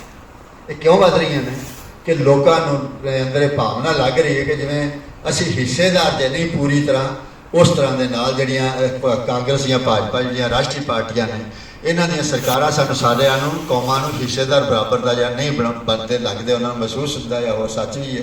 ਤਾਂ ਇਸ ਕਰਕੇ ਖੇਤਰੀ ਪਾਰਟੀਆਂ ਦਿਨ ਪ੍ਰਤੀ ਦਿਨ ਵੱਧ ਰਹੀਆਂ ਨੇ ਔਰ ਹੋਰ ਬਦਲਣਗੀਆਂ। ਹਾਲੇ ਜਿੱਥੇ ਨਹੀਂ ਹਨ ਉੱਥੇ ਵੀ ਖੇਤਰੀ ਪਾਰਟੀਆਂ ਜਿਹੜੀਆਂ ਬਣਨਗੀਆਂ, ਜਾਂ ਤੇ ਸਾਰੀਆਂ ਸਾਡੀਆਂ ਜਿਹੜੀਆਂ ਰਾਸ਼ਟਰੀ ਪਾਰਟੀਆਂ ਜਾਂ ਭਾਰਤ ਦੀ ਸਰਕਾਰ ਹੀ ਇਸ ਸਾਰੇ ਮਸਲੇ ਨੂੰ ਇਸ ਢੰਗ ਦੇ ਨਾਲ ਨਜਿੱਠ ਲਵੇ ਵੀ ਸਾਰੇ ਇਹ ਲੋੜ ਹੀ ਮਹਿਸੂਸ ਨਾ ਕਰਨ ਵੀ ਸਾਨੂੰ ਵੱਖਰੇ ਖੇਤਰੀ ਪਾਰਟੀ ਦੀ ਪੰਜਾਬ 'ਚ ਲੋੜ ਹੈ ਪੰਜਾਬ ਦੇ ਹੱਕਾਂ ਵਾਸਤੇ, ਕਿਉਂਕਿ ਪੰਜਾਬ ਦੇ ਹੱਕ ਜੋ ਪੰਜਾਬ ਦੇ ਹੱਕ ਨੇ, ਰਾਜਸਥਾਨ ਦੇ ਨੇ, ਜੋ ਉੱਤਰ ਪ੍ਰਦੇਸ਼ ਦੇ ਨੇ, ਉਹ ਸਾਰੇ ਬਰਾਬਰ ਮਿਲੇ ਹੋਏ ਨੇ, ਤਾਂ ਸ਼ਾਇਦ ਨਾ, ਪਰ ਇਹ ਹੈ ਨਹੀਂ। ਇਸ ਕਰਕੇ ਇਹ ਖੇਤਰੀ ਪਾਰਟੀਆਂ ਜਿਹੜੀਆਂ ਨੇ ਆਉਣ ਵਾਲੇ ਸਮੇਂ ਦੇ ਵਿੱਚ ਹੋਰ ਵਧਣਗੀਆਂ ਔਰ ਇਹਨਾਂ ਦੀ ਤਾਕਤ ਵਧੇਗੀ। ਔਰ ਕਿਸੇ ਨਾ ਕਿਸੇ ਰੂਪ ਇਸ ਵਕਤ ਭਾਜਪਾ ਦੀ 19 ਰਾਜਾਂ ਦੇ ਵਿੱਚ ਸਰਕਾਰ ਹੈ, ਸ਼ਾਇਦ ਹੈ ਜੀ 19 ਰਾਜਾਂ ਦੇ ਵਿੱਚ 'ਚ ਉਹਦੇ 'ਚੋਂ ਭਾਜਪਾ ਇਕੱਲੇ ਤੌਰ 'ਤੇ ਸਿਰਫ 9 ਰਾਜਾਂ 'ਚ ਬਹੁਮਤ, 9 ਜਾਂ 10 'ਚ ਬਹੁਮਤ 'ਚ ਹੈ। 9 ਜੇ ਇੱਕ ਦੋ ਸਰਕਾਰਾਂ ਆਪਾਂ ਕਾਂਗਰਸ ਦੀਆਂ ਗਿਣ ਲਈਏ, ਛੱਤੀਸਗੜ੍ਹ, ਝਾਰਖੰਡ ਤੇ ਆਪਣਾ ਰਾਜਸਥਾਨ, ਹਾਂਜੀ 3, ਤਾਂ ਸਿਰਫ 12-13 ਸੂਬੇ ਐਸੇ ਨੇ ਜਿੱਥੇ ਜਿਹੜੀਆਂ ਸਾਡੀਆਂ ਰਾਸ਼ਟਰੀ ਪਾਰਟੀਆਂ ਜਿਹਨਾਂ ਨੂੰ ਸਿਆਣੇ ਉਹਨਾਂ ਦੀਆਂ ਆਪਣੇ ਤੌਰ ਤੇ ਸਰਕਾਰਾਂ ਨੇ। ਬਹੁਮਤ ਸੂਬੇ ਜਿਹੜੇ ਨੇ ਉੱਥੇ ਹੁਣ ਕੋਈ ਇਕੱਲੀ ਜਿਹੜੀ ਸਾਡੀ ਰਾਸ਼ਟਰੀ ਪਾਰਟੀ ਹੈ ਉਹ ਜਿਹੜੀ ਹੈ ਭਾਰਤ ਰਾਸ਼ਟਰੀ ਪਾਰਟੀ ਜਿਹਨੂੰ ਜਾਣਦੇ ਨੇ ਉਹ ਚੋਣਾਂ ਨਹੀਂ ਜਿੱਤ ਸਕਦੀ। ਇਹ ਕਿਉਂ ਹੈ? ਇਹਦੀ ਵਜ੍ਹਾ ਇਹੀ ਹੈ ਕਿਉਂਕਿ ਭਾਰਤ ਇੱਕ ਬਹੁਕੌਮੀ ਦੇਸ਼ ਹੈ, ਜਿਹਦੇ ਬਹੁਤ ਕੌਮਾਂ ਨੇ, ਔਰ ਇਹ ਜਿਹੜੀਆਂ ਪਾਰਟੀਆਂ ਨੇ ਜਿਨ੍ਹਾਂ ਨੇ ਪੰਜਾਬ ਦੇ ਸੰਵਿਧਾਨ ਦੇ ਵਿੱਚ ਕੁਝ ਕੌਮੀ ਹੱਕ ਸਾਰੇ ਨੂੰ ਰਾਜਾਂ ਦੇ ਰੂਪ ਵਿੱਚ, ਕੁਝ ਕੁ ਭਾਵੇਂ ਅਧੂਰੇ ਸਨ, ਜਿਹੜੇ ਬਣੇ ਰਾਜ ਉਹਨਾਂ ਨੂੰ ਤਾਂ ਕੁਛ ਨਾ ਕੁਛ ਮਿਲੇ ਸਨ। ਇਸ ਕਰਕੇ ਸੰਕਟ ਸਾਡਾ ਇੰਨਾ ਡੂੰਘੇ ਤੌਰ ਤੇ ਸਾਹਮਣੇ ਨਹੀਂ ਆਇਆ। ਪਰ ਹੁਣ ਕਿਉਂਕਿ ਉਹ ਹੱਕ ਸਾਰੇ ਖੋਏ ਜਾ ਰਹੇ ਨੇ ਔਰ ਕੇਂਦਰ ਸਰਕਾਰ ਜਿਹੜਾ ਹੈ ਤਾਕਤ ਦਾ ਕੇਂਦਰੀਕਰਨ ਇੰਨਾ ਕਰ ਰਹੀ ਹੈ, ਇਸ ਕਰਕੇ ਇਹ ਹੁਣ ਜਿਹੜੇ ਨੇ ਸਾਰੀਆਂ ਧਿਰਾਂ ਨੂੰ ਇਹ ਗੱਲ ਰਾਜਾਂ ਦੇ ਹੱਕਾਂ ਦੀ ਕਰਨੀ ਪੈਂਦੀ ਹੈ ਕਿਸੇ ਨਾ ਕਿਸੇ ਰੂਪ ਦੇ ਵਿੱਚ। ਜਿਵੇਂ ਕੱਲ੍ਹ ਹਰਪਾਲ ਚੀਮਾ ਹੋਰਾਂ ਨੇ ਵੀ ਆਖਿਆ ਕਿ ਪੰਜਾਬ ਦੇ ਦਰਿਆਵਾਂ ਦੇ ਉੱਤੇ ਜਿਹੜਾ ਆ ਉਹ ਪੰਜਾਬ ਦੇ ਪਾਣੀਆਂ ਦੇ ਹੱਕ ਹੈ, ਭਾਵੇਂ ਉਹਨਾਂ ਦਾ ਰਾਜ ਸਭਾ ਦਾ ਮੈਂਬਰ ਜਿਹੜਾ ਦਿੱਲੀ 'ਚ ਉਹ ਹੋਰ ਤਰ੍ਹਾਂ ਬੋਲਿਆ, ਉਹ ਕਹਿੰਦਾ ਕਿ ਹਰਿਆਣੇ ਦਾ ਵੀ ਹੱਕ ਹੈ। ਤਾਂ ਇਸ ਸਥਿਤੀ 'ਚ ਅਸੀਂ ਹਾਂ ਕਿ ਭਾਰਤ ਇੱਕ ਬਹੁਕੌਮੀ ਦੇਸ਼ ਹੈ। ਇੱਥੇ ਜਿਹੜੇ ਵੱਖਰੀਆਂ ਕੌਮਾਂ ਨੂੰ ਪੰਜਾਬ ਦੇ ਸੰਵਿਧਾਨ ਦੇ ਵਿੱਚ ਹੱਕ ਦਿੱਤੇ ਗਏ ਸੀ ਉਹ ਵੀ ਪੂਰੀ ਤਰ੍ਹਾਂ ਖੋਲ੍ਹੇ ਗਏ ਨੇ, ਔਰ ਜਿਹੜੇ ਪੂਰਾ ਜਿਹੜਾ ਕੇਂਦਰੀਕਰਨ ਕੀਤਾ ਜਾ ਰਿਹਾ ਹੈ, ਇਹ ਭਾਰਤ ਦਾ ਜਿਹੜਾ ਰਾਜਸੀ ਸੁਭਾਅ ਆ ਉਹਦੇ ਉਲਟ ਹੈ ਕਿ ਭਾਰਤ ਬਹੁਤ, ਔਰ ਇਸ ਕਰਕੇ ਜੋ ਭਾਰਤ ਦੀ ਰਾਜਸੀ ਬਣਤਰ ਹੈ ਬਹੁਕੌਮੀ ਹੈ, ਇੱਥੇ ਉਹ ਹੀ ਰਾਜਸੀ ਢਾਂਚਾ ਸਥਿਰਤਾ ਨਾਲ ਰਹਿ ਸਕੇਗਾ ਔਰ ਅਮਨ ਅਮਾਨ ਦੇ ਨਾਲ ਠੀਕ ਢੰਗ ਨਾਲ ਵਿਕਾਸ ਕਰ ਸਕੇਗਾ ਜਿਹੜਾ ਭਾਰਤ ਦੀ ਬਣਤਰ ਦੇ ਅਨੁਕੂਲ ਹੋਵੇਗਾ। ਔਰ ਉਹ ਜਿਹਨੂੰ ਆਮ ਤੌਰ 'ਤੇ ਇੱਕ ਸ਼ਬਦ ਆਪਾਂ ਫੈਡਰਲ ਵਰਤ ਰਹੇ ਹਾਂ, ਸੰਘੀ ਢਾਂਚਾ, ਜਿਹਦੇ ਵਿੱਚ ਰਾਜਾਂ ਨੂੰ ਬਹੁਤ ਹੱਕ ਹੁੰਦੇ ਨੇ, ਥੋੜ੍ਹੇ ਜਿਹੇ ਹੱਕ ਹੁੰਦੇ ਨੇ, ਕੁਝ ਹੀ ਖੇਤਰ ਹੁੰਦੇ ਨੇ ਜਿਹੜੇ ਕੇਂਦਰ ਦੀ ਸਰਕਾਰ ਕੋਲ ਹੁੰਦੇ ਨੇ, ਸੰਘ ਸਰਕਾਰ ਕੋਲ ਹੁੰਦੇ ਨੇ। ਕੇਂਦਰ ਨਹੀਂ ਕਹਿਣਾ ਚਾਹੀਦਾ, ਕੇਂਦਰ ਸ਼ਬਦ ਦੇ ਆਪਣੇ ਮਾਇਨੇ ਨੇ, ਇਸ ਕਰਕੇ ਮੈਂ ਕਹਿੰਦਾ ਕਿ ਸੰਘ ਸਰਕਾਰ ਕਹਿਣਾ ਚਾਹੀਦਾ, ਯੂਨੀਅਨ ਗਵਰਨਮੈਂਟ ਕਹਿਣਾ ਚਾਹੀਦਾ, ਨਾ ਕੇਂਦਰ ਤੇ ਆ ਵੀ ਇਹ ਕੇਂਦਰ ਤੇ ਅਸੀਂ ਸਾਰੇ ਦੁਆਲੇ ਉਹਦੇ ਘੁੰਮਣ ਵਾਲੇ ਹਾਂ, ਇੰਝ ਨਹੀਂ ਹੈ। ਸੰਘ ਸਰਕਾਰ ਹੈ ਉਹ ਜਿਹੜੀ ਹੈ ਸਾਰਿਆਂ ਦੀ ਰਲ ਕੇ ਯੂਨੀਅਨ ਬਣੀ ਹੈ। ਔਰ ਭਾਰਤ ਦੇ ਸੰਵਿਧਾਨ ਦੇ ਵਿੱਚ ਵੀ ਜਿਹੜੀ ਹੈ ਉਹ ਹੈ ਯੂਨੀਅਨ ਆਫ ਸਟੇਟਸ ਹੈ, ਯੂਨੀਅਨ ਆਫ ਸਟੇਟਸ ਹੈ ਭਾਰਤ ਦਾ ਸੰਵਿਧਾਨ। तो स्टेट्स अपने आप सोवरन इकाइयां ने जिन्होंने रल के एक यूनीयन बना लिया भी असीं इकट्ठे रहांगे, एक देश दे विच रहांगे, पर उहदे विचों जिहड़ा यूनीयन है वो भज गया है और उन्हें जिहड़े स्टेट्स जिहड़ा वो भजी जा रहा दिन प्रति दिन। तो एक तो भारत की राजसी बनतर और समाजी बनतर के अनुकूल एक बनतर बनाने वास्ते ताकि साडा वधिया साडा विकास हो सके, इसलिए सानू एक फैडरल ढांचे की लोड़ है, संघी ढांचे की लोड़ है, जिहड़ा जिहदे कोल तत्त पहला है सन वो भी खत्म कर दिते गए। दूजा जे एक थोड़ा जिहा राजसी गल नूं एक पासे भी रख दईए तो ताकतां दी जिहड़ी वंड है या विकेंद्रीकरण है तो कोरे प्रबंध के पक्षों भी जरूरी है।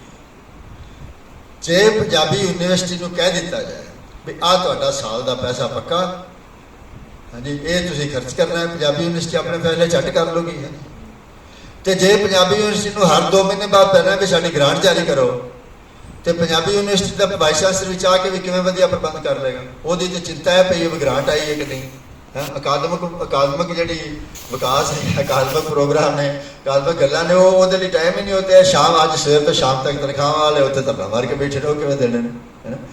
पिंड की पंचायत है, जे पिंड नूं कहता पंचायत नूं कहता जाए भी तुहाडे आ साल के पैसे ने, तुसीं जानो तो तुहाडा पिंड जाने, इहनूं जिवें मर्जी खर्च करना है, जिथे मर्जी खर्च करना कर लो, वधिया खर्च होएगा, वधिया थां ते सारा पिंड सलाह करके खर्च करेगा, जिहड़ियां उहदियां पहलियां लोड़ां ने उत्थे खर्च करेगा और भ्रष्टाचार नहीं होएगा, है ना जी। जिदों विच सैकटरी आ गया तो अफसरशाही आ गई तो ग्रांटां जो DC ने जो महकमे ने पंचायत वाले उन्होंने जारी करनियां ने, पहली गल तो सालां लग जांदे ने, फिर वो ग्रांटां किहड़ियां चीज़ां दी देणगे, उन्हां चीज़ां दी देणगे जिन्हां चों उन्हां नूं पैसा बनेगा। मैं बैठा होया हसदा सां पिया कि ਜਿਹੜੇ ਅਧਿਆਪਕ ਉਹ ਸਕੂਲ ਦੀ ਗੱਲ ਹੋ ਰਹੀ ਸੀ ਵੀ ਸਕੂਲਾਂ ਦਾ ਕੀ ਹਾਲ ਹੈ ਆਪਣੀਆਂ ਦਾ, ਤੇ ਕਹਿੰਦੇ ਅਧਿਆਪਕਾਂ ਦੀ ਘਾਟ ਹੈ। ਮੈਂ ਯਾਰ ਇੱਕ ਮੇਰੇ ਕੋਲ ਨਾ ਇੱਕ ਮੰਤਰ ਹੈ ਵੇ ਬਖੌਲ ਦੇ ਲਹਿਜੇ 'ਚ, ਮੈਂ ਕਿਹਾ ਮਾਸਟਰ ਸਾਰੇ ਅਧਿਆਪਕ ਸਾਰੇ ਕਹਿ ਦੇਣ ਵੀ ਹਰ ਇੱਕ ਅਧਿਆਪਕ ਆਪਣੀ ਤਨਖਾਹ ਦਾ ਇੰਨੇ ਪ੍ਰਤੀਸ਼ਤ ਹਿੱਸਾ ਮੰਤਰੀ ਦੇ ਘਰ ਦੇਗਾ, ਫਿਰ ਵੇਖੋ ਸਾਰੀਆਂ ਮੰਤਰੀਆਂ ਦੇ ਅਧਿਆਪਕ ਸਾਰੇ ਰੱਖੇ ਜਾਣਗੇ ਵੀ ਮੰਤਰੀ ਦੇ ਘਰ ਇੰਨੇ ਪ੍ਰਤੀਸ਼ਤ ਹੋਣੀ। ਤੇ ਇਸ ਕਰਕੇ ਸਕੂਲਾਂ ਦੇ ਵਿੱਚ ਸਮਾਨ ਤੇ ਆਉਂਦਾ, ਕੰਪਿਊਟਰ ਆ ਜਾਂਦੇ ਨੇ, ਹੋਰ ਬਹੁਤ ਕੁਝ ਹੁੰਦਾ ਹੈ, क्योंकि उत्तों प्रतिशत मिलता है ना। जी 200 रुपये की चीज़ होंगी है सरकारी बिल होता 500 रुपये का बनता है, वो 300 रुपये जो प्रतिशत जाता है, तां ही तो खजाना खाली होंगे ना, कर्जा उन्होंने चीज़ों से चढ़ता। तो ये जो विकेंद्रीकरण है ताकत का, ये कोरे प्रबंध के पक्षों भी देखा जाए तो बहुत जरूरी है, और राशि पक्षों तो है ही है, वो ज़्यादा वड्डी गल है। फिर अमन मान ही नहीं देश हो सकता कि कौमां समितियां ने विशेषित इतने हिस्सेदारी नहीं बराबर रहे और साढ़े हक नहीं हैं, उत्थे अमन मान नहीं हो सकता। जितने अमन मान नहीं हो सकता कुछ भी नहीं हो सकता। हाँ जी, वो तुहाडे सामने कोई पैसा नहीं लाऊगा, होर 100 तरह के बखेड़े ने। हुण तुसीं सारे सुचेत हो, इस करके मैं उधर बहुता नहीं जाना चाहता। तो जिहड़ा ये संघी ढांचा आ, ये कोरे प्रबंध के पक्षों भी जरूरी है और भारत की राष्ट्रीय बनतर के पक्षों जरूरी तो है ही है। पर जिहड़ा साडी समस्या है कि जिहड़ी भारत बारे समझ है कि भारत की चीज़ है, भारत देश की है, ये अपने पद्धर ते जे कोई समझ लवे तो समझ लवे। जिवें मैं तुहानूं अपनी गल दसदा, 2000 के आस पास तक मेरे लिए भारत तो सी जो मैंने किताबां च पढ़ाया गया सी भी भारत है किताबां च वही पढ़ाया जाता जो जो जी तय करता जी सत्ता जी तय करती है भी आ चीज़ां पढ़ाई जाएंगियां, इन्हों के दिमागों च पा दो, दूसरियां गल्लां जिहड़ियां दिमाग च ना आउण, है ना। 2000 के आस पास मैं बोलियां के मामले वाल आया भी मैनूं कि पंजाबी की गल, पंजाबी तो आप शुरू होए कि पंजाबी खुर रही है और पंजाबी जरूरी है, ना भी तो भाषा विज्ञान का एक खेतर च होने करके मैंने पता सी। तो जो मैं इस मामले में फिर वेख्या बाकी भारत की हो रहा है, मेरिया सही मैंने अखां खुल गई, समझदा मैं कि मैनू उधर पता लगा कि भारत है कि बोलियां दे नाल की मर किन्नियां गईयां ने, मर किन्नियां रहीआं ने, और उन्होंने नाल जिहड़ी है कितनी बुरी हालत हो रही है, उन्होंने मानता नहीं है, लोगों को अपने भाषाई हक नहीं है, और वो नुकसान किन्ने हो रहे हैं। सब तो बड़ा नुकसान तो सिक्ख्या का ही है। दुनिया की जी कोई देश नहीं है जिथे सिक्ख्या अपनी मां बोली च नहीं, उत्थे कामयाबी नाल सिक्ख्या दी जा सके।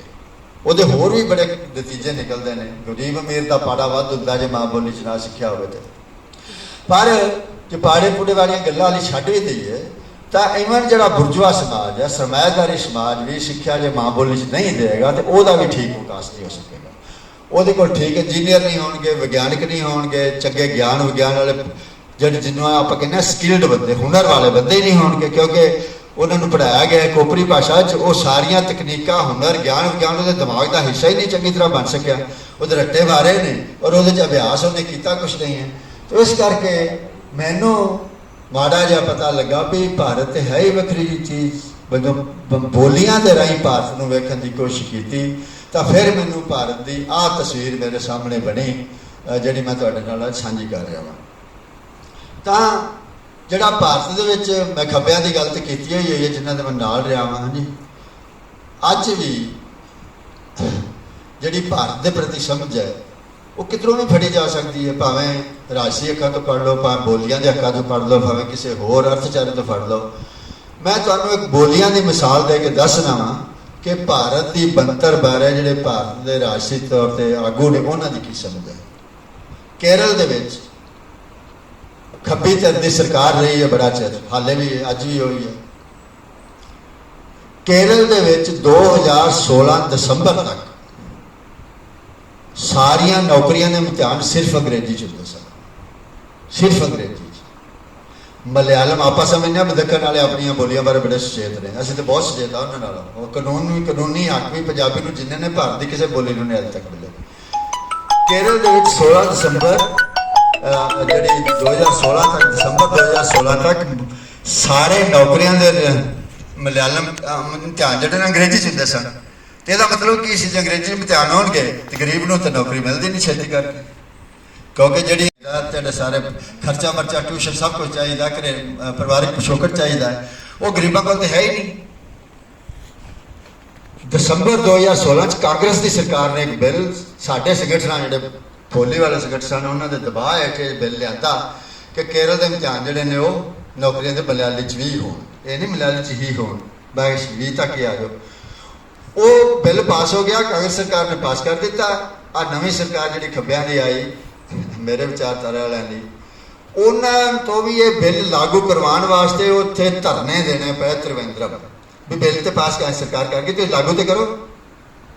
और हुण सरकार मनी है भी हाँ जो नौकरियों का जो इम्तिहान होएगा वो मलयाली च भी दिता जा सकेगा। तो जे खब्बी धिर की ਮਲਿਆਲਮ ਦੀ ਕੇਰਲ ਦੀ ਬੋਲੀ ਬਾਰੇ ਇਹ ਸਮਝ ਹੈ ਤਾਂ ਭਾਰਤ ਦੀ ਬਣਤਰ ਬਾਰੇ ਉਹਨਾਂ ਦੀ ਕੀ ਸਮਝ ਹੋ ਸਕਦੀ ਹੈ?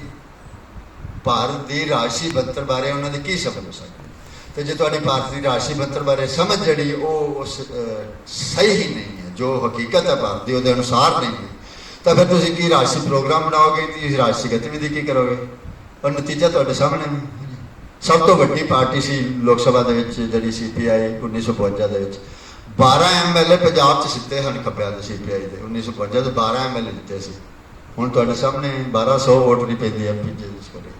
ਕਾਰਨ ਕੀ ਹੈ ਕਿ ਉਹਨਾਂ ਦੀ ਭਾਰਤ ਬਾਰੇ ਜਿਹੜੀ ਸਮਝ ਸੀ ਉਹ ਹੀ ਜਿਹੜੀ ਨਾਕਸ ਸੀ, ਨੁਕਸ ਸੀ ਉਹਦੇ 'ਚ, ਔਰ ਉਹਦੇ ਮੁਤਾਬਕ ਉਹ ਪ੍ਰੋਗਰਾਮ ਤਾਂ ਅਕਾਲੀ ਆ ਗਏ, ਉੱਧਰੋਂ ਕੋਈ ਆ ਗਿਆ, ਖੇਤਰੀ ਪਾਰਟੀ ਆ ਗਈਆਂ, ਔਰ ਉਹ ਜਿਹੜੀ ਗੱਲ ਸੀ ਸਾਰੀ ਜਿਹੜੀ ਉਹ ਖੇਤਰੀ ਪਾਰਟੀਆਂ ਦੇ ਨਾਲ ਉਹ ਭਾਵਨਾ ਜਿਹੜੀ ਸੀ ਵੱਖ-ਵੱਖ ਕੌਮਾਂ ਦੀ, ਭਾਸ਼ਾ ਦੀ, ਸੱਭਿਆਚਾਰ ਦੀ, ਉਹ ਲੈ ਗਈਆਂ ਨਾਲ, ਭਾਵੇਂ ਉਹਨਾਂ ਗੁੰਮਰਾਹ ਕੀਤਾ, ਚਲੋ ਉਹ ਜਿਵੇਂ ਵੀ ਹੋਈਆਂ। ਤੋ ਇਸ ਤਰ੍ਹਾਂ ਦੀ ਮੈਂ ਸਮਝਦਾ ਹਾਂ ਕਿ ਭਾਰਤ ਦੀ ਬਣਤਰ ਹੈ ਔਰ ਇਹਦੇ ਵਾਸਤੇ ਭਾਰਤ ਦਾ ਇਸ ਤਰ੍ਹਾਂ ਦੇ ਰਾਸ਼ਟਰੀ ਪ੍ਰੋਗਰਾਮ ਦੀ ਲੋੜ ਹੈ ਜਿਹੜਾ ਹਕੀਕੀ ਤੌਰ 'ਤੇ ਫੈਡਰਲ ਹੋਵੇ, ਸੰਘੀ ਹੋਵੇ, ਜਿੱਥੇ ਸਾਰਿਆਂ ਨੂੰ ਬਰਾਬਰ ਹੱਕ ਜਿਹੜੇ ਨਹੀਂ ਮਿਲੇ ਉਹਨਾਂ ਨੂੰ ਦਿੱਤੇ ਜਾਣ, ਜਿਨ੍ਹਾਂ ਨੂੰ ਨਹੀਂ ਮਿਲੇ, ਜਿਨ੍ਹਾਂ ਥੋੜ੍ਹੇ ਮਿਲੇ ਨੇ ਉਹਨਾਂ ਦੇ ਪੂਰੇ ਕੀਤੇ ਜਾਣ, ਤਾਂ ਹੀ ਜਿਹੜਾ ਹੈ ਭਾਰਤ ਇੱਕ ਅਮਨ ਮਾਨ ਦੇ ਨਾਲ ਜਿਹੜਾ ਆ ਉਹ ਅੱਗੇ ਵੱਧ ਸਕੇਗਾ। ਨਹੀਂ ਤਾਂ ਅਸੀਂ ਬਹੁਤ ਵੱਡੇ ਅਸੀਂ ਵੇਖ ਰਹੇ ਹਾਂ ਜੰਮੂ ਕਸ਼ਮੀਰ ਤੁਹਾਡੇ ਸਾਹਮਣੇ, ਪੰਜਾਬ ਦੇ ਵਿੱਚ ਜਿਹੜਾ 15-20 ਸਾਲ ਤੁਸੀਂ ਤੇ ਛੋਟੇ ਹੋਵੋਗੇ ਉਦੋਂ, ਤਾਂ ਕਈ ਤਾਂ ਹਾਲੀ ਪਹਿਲਾਂ ਹੀ ਬਾਅਦ 'ਚ ਹੋਏ ਹੋਣਗੇ ਤੁਹਾਡੇ 'ਚ, ਉਹਨਾਂ ਵੇਖਿਆ ਨਹੀਂ ਸੰਤਾਪ ਉਸ ਦਿਨ ਦੇ ਹੀ ਪੰਜਾਬ ਪਿੱਛੇ ਗਿਆ। ਜਿੰਨਾ ਚਿਰ ਉਹ ਪੰਜਾਬ ਦੇ ਵਿੱਚ ਜਿਹੜਾ ਉਹ ਲਹਿਰ ਨਹੀਂ ਚੱਲੀ ਜਿਹੜੀ ਹੈ ਕੋਈ ਵੱਖਵਾਦੀ ਆਖ ਦਿੰਦਾ, ਉਹਨੂੰ ਖਾਲਿਸਤਾਨੀ ਕਹਿ ਦਿੰਦਾ। ਅਸਲ ਗੱਲ ਇਹ ਹੈ ਕਿ ਪੰਜਾਬ ਦੇ ਅੰਦਰ ਇੱਕ ਜਿਹੜੀ ਖੁਦਮੁਖਤਿਆਰ ਦੀ ਭਾਵਨਾ ਹੈ ਉਹ ਬਹੁਤ ਵੱਡੇ ਪੱਧਰ 'ਤੇ ਪਈ ਹੋਈ ਹੈ। ਉਹ ਹਾਲੇ ਉਸ ਭਾਵਨਾ ਦਾ ਵੀ ਫਿਰਕੂਕਰਨ ਹੋਇਆ ਹੈ। ਉਹ ਜਿਹੜੀ ਇੱਕ ਸਿੱਖ ਅਕੀਦੇ ਵਾਲੇ ਨੇ ਉਹਨਾਂ ਜ਼ਿਆਦਾ ਹੈ, ਤੇ ਜਿਹੜੀ ਹੈ ਦੂਜੇ ਅਕੀਦੇ ਵਾਲੇ ਨੇ ਉਹ ਹਾਲੀ ਉਹ ਜਿਵੇਂ ਤੁਹਾਨੂੰ ਦੱਸਿਆ ਭਾਰਤ ਦੇ ਸਮਾਜ ਦਾ ਜਿਹੜਾ ਫਿਰਕੂਕਰਨ ਲੰਮੇ ਸਮੇਂ ਤੋਂ ਸੈਂਕੜੇ ਸਾਲਾਂ ਤੋਂ ਹੁੰਦਾ ਹੈ, ਉਹ ਹਾਲੀ ਲੋਕਾਂ ਦੇ ਦਿਮਾਗਾਂ ਦੇ ਵਿੱਚ ਪਿਆ ਹੋਇਆ, ਪਰ ਉਹ ਖੁਰ ਰਿਹਾ। ਇਹ ਮੈਂ ਤੁਹਾਨੂੰ ਦਾਅਵੇ ਨਾਲ ਕਹਿ ਸਕਦਾ ਕਿ ਜੋ ਪੰਜਾਬ ਦਾ ਹਿੰਦੂ ਭਰਾ ਜਿਹੜਾ ਸਾਡਾ, ਉਹ ਅੱਜ ਜੋ ਪੰਜਾਬੀ ਬਾਰੇ ਸੋਚਦਾ ਉਹ 40-50 ਸਾਲ ਪਹਿਲਾਂ ਨਹੀਂ ਸੋਚਦਾ। 61 ਦੇ ਵਿੱਚ ਬਹੁਤੇ ਜਿਹੜੇ ਹਿੰਦੂ ਭਰਾ ਹਨ, 60% ਹਿੰਦੂ ਭਰਾਵਾਂ ਨੇ ਆਪਣੀ ਮਾਂ ਬੋਲੀ ਹਿੰਦੀ ਲਿਖਵਾਈ, ਪਰ ਹੁਣ ਨਹੀਂ। ਹੁਣ ਜੋ ਜਿੰਨੇ ਵੀ 80-81 ਤੋਂ ਬਾਅਦ ਖਾਸ ਤੌਰ 'ਤੇ 71 'ਚ ਕਾਫੀ ਸ਼ੁੱਧ ਠੀਕ ਹੋ ਗਿਆ, 81 ਤੋਂ ਬਾਅਦ ਤੇ ਜਿੰਨੇ ਸਾਡੇ ਜਨਗਣਨਾ ਹੋਈਆਂ ਨੇ ਸਾਰਿਆਂ ਨੇ ਆਪਣੀ ਠੀਕ ਮਾਂ ਬੋਲੀ ਲਿਖਾਈ ਹੈ। ਔਰ ਹੁਣ 95% ਪੰਜਾਬ ਦੇ ਜਿਹੜੇ ਵਸਨੀਕ ਨੇ ਉਹਨਾਂ ਦੀ ਮਾਂ ਬੋਲੀ ਪੰਜਾਬੀ ਲਿਖਾਈ ਹੋਈ ਹੈ। ਇੰਨੇ ਕੋਈ ਨੇ, ਦੂਜੇ ਜਿਹੜੇ ਯਾਰ ਪਾਸੋਂ ਹੈ ਨੇ, ਇਸ ਕਰਕੇ ਤੋ ਖੁਰ ਰਹੀ ਹੈ। ਔਰ ਇਹ ਜਿਹੜੀ ਇਹ ਭਾਵਨਾ ਆ ਭਾਰਤ ਦਾ ਵਿਕਾਸ ਜੋ ਅੱਗੇ ਵਧੇਗਾ, ਜੋ ਇਹ ਕੇਂਦਰੀਕਰਨ ਵੱਧਦਾ ਹੈ, ਇਹ ਭਾਵਨਾ ਜਿਹੜੀ ਇਹਦੇ ਉੱਤੇ ਰਾਸ਼ਟਰੀ ਨੀਤੀ ਵੀ ਅੱਗੇ ਖੜੀ ਹੋਏਗੀ ਔਰ ਇਹਦੀ ਬਹੁਤ ਲੋੜ ਹੈ। ਤਾਂ ਬਸ ਮੈਂ ਹੁਣ ਗੱਲ ਖਤਮ ਕਰਨ ਲੱਗਾ ਵੀ ਕੀਤਾ ਕੀ ਜਾਏ। ਸਭ ਤੋਂ ਪਹਿਲੀ ਗੱਲ ਜਿਹੜੀ ਮੈਂ ਕਹਿਣੀ ਚਾਹੁੰਦਾ ਹਾਂ ਕਿ ਇਹ ਸਾਡੀ ਲੋੜ ਨਹੀਂ ਹੈ ਸਿਰਫ, ਇਹ ਮੈਂ ਪਹਿਲਾਂ ਹੀ ਤੁਹਾਡੇ ਕਿ ਸਾਥੋਂ ਵੀ ਵੱਧ ਲੋੜ ਰਾਜਸਥਾਨ ਦੀ ਹੈ। ਉਹਨਾਂ ਦੀ ਭਾਸ਼ਾ ਨੂੰ ਤਾਂ ਮਾਨਤਾ ਹੀ ਨਹੀਂ ਹੈ। ਸਾਥੋਂ ਵੱਧ ਲੋੜ ਜਿਹੜੀ ਉਹ ਭੋਜਪੁਰੀਆਂ ਦੀ ਹੈ। ਪੰਜਾਬ ਤੇ ਵੰਡਿਆ ਹੀ ਗਿਆ ਸੂਬਿਆਂ 'ਚ। ਭੋਜਪੁਰ ਦਾ ਕੁਝ ਇਲਾਕਾ ਯੂਪੀ 'ਚ ਹੈ, ਭੋਜਪੁਰ ਦਾ ਕੁਝ ਇਲਾਕਾ, ਬਹੁਤਾ ਇਲਾਕਾ ਬਿਹਾਰ 'ਚ ਹੈ, ਔਰ ਕੁਝ ਇਲਾਕਾ ਉਹਨਾਂ ਦਾ ਛੱਤੀਸਗੜ੍ਹ 'ਚ ਵੀ ਹੈ। ਕੀ ਭੋਜਪੁਰੀਆਂ ਦਾ ਹੱਕ ਨਹੀਂ ਹੈ ਕਿ ਭੋਜਪੁਰੀ ਜਿੰਨੇ ਇਲਾਕੇ 'ਚ ਬੋਲੀ ਜਾਂਦੀ ਹੈ ਸਾਰੀ ਭੋਜਪੁਰੀ ਬਹੁਮਤ ਵਾਲਾ ਇਲਾਕਾ ਉਹਦਾ ਇੱਕ ਰਾਜ ਬਣੇ? ਭੋਜਪੁਰ ਤਾਂ ਭਾਸ਼ਾ ਨਹੀਂ ਮਾਨਤਾ ਨਹੀਂ ਹੈ ਤਾਂ ਰਾਜ ਕਿੱਥੋਂ ਬਣਨਾ? ਤੋ ਇਸ ਕਰਕੇ ਇਹ ਭਾਰਤ ਦਾ, ਸਾਰੇ ਭਾਰਤ ਦਾ ਕੌਮੀ ਮਸਲਾ ਇਕੱਲੇ ਇਹਦਾ ਨਹੀਂ ਹੈ।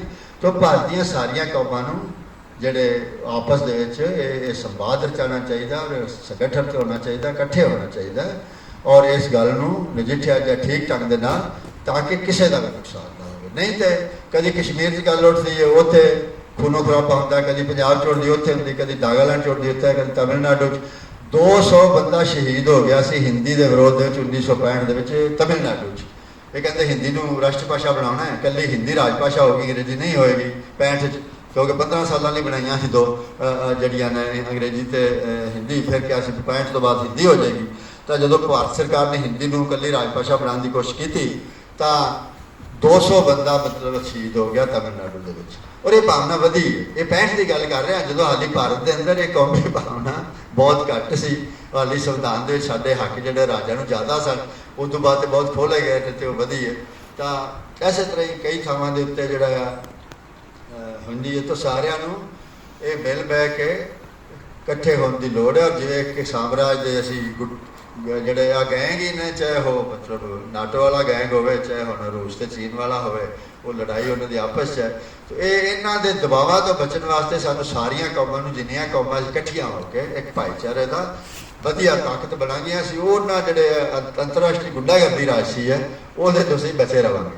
ਪਰ ਮੈਂ ਇਹ ਨਹੀਂ ਕਹਿੰਦਾ ਕਿ ਅਸੀਂ ਉਹਦੇ ਤੋਂ ਬਚਣ ਵਾਸਤੇ ਅਸੀਂ ਆਪਣੇ ਹੱਕਾਂ ਦੀ ਵੀ ਗੱਲ ਨਹੀਂ ਛੱਡਦੀ ਹੈ। ਤਾਂ ਬਹੁਤ ਜ਼ਰੂਰੀ ਹੈ ਕਿ ਮੈਂ ਤੁਹਾਨੂੰ ਹੀ ਪਹਿਲੀ ਤੇ ਬੇਨਤੀ ਕਰਾਂਗਾ, ਜਿਨ੍ਹਾਂ ਦੇ ਮੈਂ ਥੜੇ ਤੋਂ ਬੋਲਣਾ ਪਿਆ, ਕਿ ਤੁਸੀਂ ਇੱਕ ਭਾਰਤ ਬੰਦਰ ਦਾ ਇੱਥੇ ਹੀ ਪੰਜਾਬੀ ਯੂਨੀਵਰਸਿਟੀ 'ਚ ਇੱਕ ਵਿਦਿਆਰਥੀਆਂ ਦਾ ਹੀ ਇੱਕ ਇਕੱਠ ਕਰੋ। ਭਾਰਤ ਦੇ ਜਿਹੜੇ ਸੰਗੀਤ ਕੌਮੀ ਜਿਹੜਾ ਮਸਲਾ ਜਾਂ ਕੌਮੀ ਹੱਕਾਂ ਦੇ ਜਾਂ ਸੰਘੀ ਢਾਂਚੇ ਦੀ ਗੱਲ ਹੈ, ਉਹਨੂੰ ਜੋ ਸ਼ਬਦ ਚਾਹ ਦੇ ਲਓ ਉਹਦੇ ਉੱਤੇ, ਔਰ ਇਸ ਗੱਲ ਨੂੰ ਤੋੜਨ ਦੀ ਲੋੜ ਹੈ। ਔਰ ਇਹ ਗੱਲ ਭਾਰਤ ਸਰਕਾਰ ਨੂੰ ਪਤਾ ਹੈ ਵੀ ਇਹ ਗੱਲ ਬਹੁਤ ਵੱਧ ਰਹੀ ਹੈ, ਇਸੇ ਕਰਕੇ ਉਹ ਬਹੁਤ ਕਾਹਲੀ ਨਾਲ ਭਾਰਤ ਦਾ ਜਿਹੜਾ ਹੈ ਅੱਗਾ ਲਾਉਣ 'ਤੇ ਲੱਗੇ ਹੋਏ ਨੇ। ਤੁਹਾਡੇ ਸਾਹਮਣੇ ਬੁਲਡੋਜ਼ਰ ਚੱਲੇ ਨੇ, ਕੀ ਹੋਇਆ, ਔਰ ਬਾਰਡਰ ਸਿਕਿਉਰਿਟੀ ਫੋਰਸ ਵਾਲੇ ਹੋਰ ਤੌਰ ਤਰੀਕੇ ਲਾ ਕੇ ਉਹ ਚਾਹੁੰਦੇ ਨੇ ਕਿ ਛੇਤੀ ਤੋਂ ਛੇਤੀ ਇਹ ਜਿਹੜੀ ਕਹਾਣੀ ਜਿਹੜੀ ਸਾਡੇ ਵੱਸ ਤੋਂ ਬਾਹਰ ਨਾ ਹੋ ਜਾਏ ਅਤੇ ਇਹਨੂੰ ਪੂਰੀ ਤਰ੍ਹਾਂ ਇੱਕ ਜਿਹੜੇ ਕੇਂਦਰੀਕ੍ਰਿਤ ਸ਼ਿਕੰਜੇ ਦੇ ਵਿੱਚ ਕੱਸ ਲਿਆ ਜਾਏ। ਪਰ ਇੰਝ ਹੁੰਦਾ ਨਹੀਂ ਹੁੰਦਾ, ਇਤਿਹਾਸ ਦੇ ਵਿੱਚ ਨਾ ਇੰਝ ਕਦੇ ਹੋਇਆ। ਇਹਨਾਂ ਮਸਲਿਆਂ ਨੂੰ ਟਾਲਿਆ ਨਹੀਂ ਜਾ ਸਕਦਾ। ਤਾਂ ਕਰਕੇ ਅਸੀਂ ਇੰਨਾ ਚਿਰ ਥੋੜ੍ਹਾ 50, 60, 70 ਸਾਲ ਕੱਢ ਲਏ ਤਾਂ ਕਿ 50 ਦਾ ਜਿਹੜਾ ਸੰਵਿਧਾਨ ਸੀ ਉਹਦੇ 'ਚ ਰਾਜਾਂ ਨੂੰ ਕਾਫੀ ਹੱਕ ਸਨ। ਇਸ ਕਰਕੇ ਬਹੁਤ ਲੋੜ ਹੈ। ਔਰ ਦੂਜੀ ਗੱਲ ਜਿਹੜੀ ਹੈ ਉਹ ਮੈਂ ਇਹ ਕਰਨੀ ਚਾਹੁੰਦਾ ਹਾਂ ਕਿ ਤੁਹਾਡੇ ਦਿਮਾਗ 'ਚ ਬਹੁਤ ਗੱਲ ਹੋਏਗੀ, ਮੈਂ ਖੇਤਰੀ ਪਾਰਟੀਆਂ ਦਾ ਨਾਂ ਲਿਆ, ਪਰ ਇਹ ਖੇਤਰੀ ਪਾਰਟੀਆਂ ਕਿਉਂ ਨਹੀਂ ਤਗੜੀਆਂ ਹੋ ਕੇ ਇਸ ਗੱਲ ਨੂੰ ਕਰਦੀਆਂ? ਉਹਦੇ ਕਈ ਕਾਰਨ। ਇੱਕ ਤਾਂ ਇਹਨਾਂ ਨੂੰ ਡਰ ਵੀ ਹੈ, ਉਹ ਡਰਾ ਵੀ ਲੈਂਦੇ ਨੇ, ਇਹਨਾਂ ਦੇ ਹਿੱਤ ਨੇ, ਆਰਥਿਕ ਹਿੱਤ ਨੇ, ਇਹਨਾਂ ਨੂੰ ਉਹਨਾਂ ਨੇ ਕਰਪਟ ਵੀ ਕੀਤਾ, ਕੋਆਪਟ ਵੀ ਨਾਲ ਬਣਾਇਆ, ਵੀ ਹਿੱਸੇਦਾਰ ਵੀ ਥੋੜ੍ਹਾ ਬਹੁਤ ਬਣਾਇਆ। ਤਾਂ ਉਹਨਾਂ ਕਹਾਣੀਆਂ 'ਚ ਮੈਂ ਜਾਣਾ ਨਹੀਂ ਚਾਹੁੰਦਾ। ਤਾਂ ਇਸ ਕਰਕੇ ਜਿਹੜਾ ਮਸਲਾ ਆ ਅੱਜ ਵੀ ਜਿਹੜੀ ਸਾਡੀ ਵਰਗਵੰਡ ਸਮਾਜ ਹੈ, 1917 ਤੋਂ ਬਾਅਦ ਦੁਨੀਆ ਦੇ ਵਿੱਚ ਜਿਹੜਾ ਰਾਜਸੀ ਸੰਤੁਲਨ ਹੈ ਜਾਂ ਰਾਜਸੀ ਜਿਹੜੀ ਸਭਬੰਦੀ ਹੈ ਉਹ ਬੜੀ ਹੋਰ ਤਰ੍ਹਾਂ ਦੀ ਹੋ ਗਈ ਹੈ। ਇਸ ਕਰਕੇ ਮੈਂ ਤਾਂ ਨਹੀਂ ਕਹਿੰਦਾ ਕਿ ਖੇਤਰੀ ਪਾਰਟੀਆਂ ਜਿਹੜੀਆਂ ਨੇ ਕੋਈ ਰੋਲ ਅਦਾ ਨਹੀਂ ਕਰਨੀਆਂ, ਕਿ ਉਹਨਾਂ ਦੇ ਆਪਣੇ ਟਕਰਾਅ ਹੁੰਦੇ ਨੇ।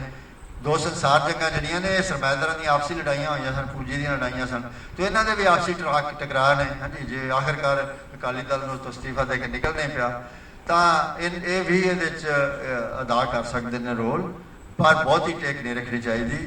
ਪਰ ਇਹ ਜਿਹੜਾ ਕੌਮੀਅਤ ਦਾ ਸਵਾਲ ਹੈ ਉਹਦੇ ਨਾਲ ਹੀ ਜਿਵੇਂ ਸ਼ੁਰੂ ਦੇ ਵਿੱਚ ਤੁਸੀਂ ਦਲਿਤ ਫਿਲਮ ਵਿਖਾਈ ਸੀ, ਉਹ ਬਹੁਤ ਗੱਲਾਂ ਜੁੜੀਆਂ ਹੋਈਆਂ ਨੇ। ਜੇ ਤੁਸੀਂ ਪੰਜਾਬੀ ਕੌਮ ਨੂੰ ਇਕੱਠਿਆ ਨਹੀਂ ਕਰ ਸਕਦੇ ਜਿੰਨਾ ਚਿਰ ਤੁਹਾਡੇ ਜਿਹੜੇ ਪੰਜਾਬੀ ਕੌਮ ਦੇ ਅੰਦਰ ਦੀਆਂ ਵੰਡਾਂ ਨੇ, ਜਿਹੜਾ ਨੇ ਇੱਕ ਵਰਗ ਦਾ ਦੂਜੇ ਦੇ ਉੱਤੇ ਜਿਹੜਾ ਧੌਂਸ ਹੈ, ਉਹਨੂੰ ਨਹੀਂ ਨਜਿੱਠਿਆ ਜਾਂਦਾ। ਇਹ ਗੱਲ ਕਿਸਾਨ ਅੰਦੋਲਨ ਦੇ ਵਿੱਚ ਜਿਹੜੇ ਜੱਟ ਪੰਜਾਬੀ ਕਿਸਾਨ ਹੈ ਉਹਨੂੰ ਕਾਫੀ ਸਪਸ਼ਟ ਹੋ ਗਈ ਹੈ ਕਿ ਜੇ ਪੰਜਾਬ ਦਾ ਦਲਿਤ ਸਾਡੇ ਨਾਲ ਨਹੀਂ ਤਾਂ ਫਿਰ ਅਸੀਂ ਲੜਾਈ ਬਹੁਤੀ ਲੜ ਨਹੀਂ ਸਕਦੇ, ਜਿੱਤ ਨਹੀਂ ਸਕਦੇ। ਤੇ ਇਸ ਕਰਕੇ ਇਹਦੇ ਨਾਲ ਬੜਾ ਕੁਝ ਹੋਰ ਜਿਹੜਾ ਜੁੜਿਆ ਹੋਇਆ ਪੰਜਾਬ ਦੇ ਵਿੱਚ ਪੰਜਾਬੀ ਕੌਮ ਦੀ ਗੱਲ ਕਰਦੇ ਹਾਂ, ਜਿਹੜਾ ਦਲਿਤ ਤੇ ਨਾਮ ਦਲਿਤ ਦਾ ਜਿਹੜਾ ਸਵਾਲ ਹੈ ਇਹ ਬੜਾ ਮੂਲ ਸਵਾਲ ਹੈ।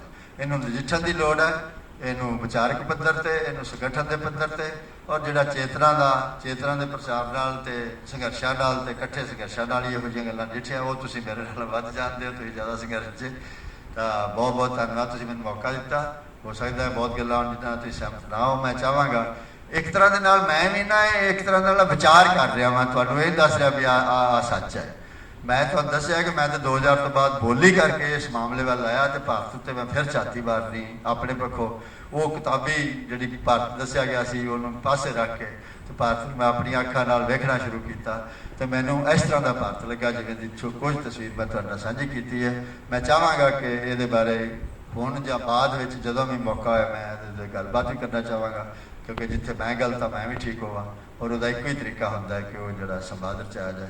ਬਹੁਤ ਬਹੁਤ ਧੰਨਵਾਦ। ਮੈਂ ਸਮਾਂ ਵਾਹਵਾ ਲੈ ਲਿਆ, ਮਿਹਰਬਾਨੀ। ਜੈ ਪੰਜਾਬ ਜੀ। ਸ਼੍ਰੀਮਾਨ ਜੀ ਡਾਕਟਰ ਜੋਗਾ ਸਿੰਘ ਦਾ ਬਹੁਤ ਬਹੁਤ ਧੰਨਵਾਦ। ਅਲੱਗ-ਅਲੱਗ ਵਿਦਿਆਰਥੀ ਜਥੇਬੰਦੀ ਤੋਂ ਪਹੁੰਚੇ ਇੱਥੇ ਵਿਦਿਆਰਥੀਆਂ ਦਾ ਬਹੁਤ ਬਹੁਤ ਧੰਨਵਾਦ। ਐਸਯੂ ਲਲਕਾਰ, ਪੀਐਸਯੂ, ਡੀਐਸਓ ਅਤੇ ਪ੍ਰੋਫੈਸਰ ਪ੍ਰਭਜੋਤ ਸਿੰਘ ਅਤੇ ਨੌਜਵਾਨ ਕਿਸਾਨ ਮਜ਼ਦੂਰ ਯੂਨੀਅਨ ਤੇ ਇੱਥੇ ਸਾਰਿਆਂ ਦਾ ਪਹੁੰਚਣ ਤੇ ਬਹੁਤ ਬਹੁਤ ਧੰਨਵਾਦ। ਤੇ ਹੁਣ 1-2 ਮਿੰਟ ਲਈ ਰਸ਼ਪਿੰਦਰ ਜੀ ਵੀ ਆਪਣੀ ਗੱਲਬਾਤ ਰੱਖਣਗੇ।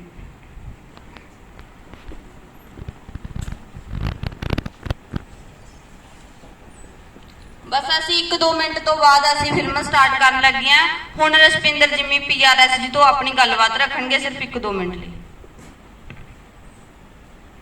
ਦੋਸਤੋ,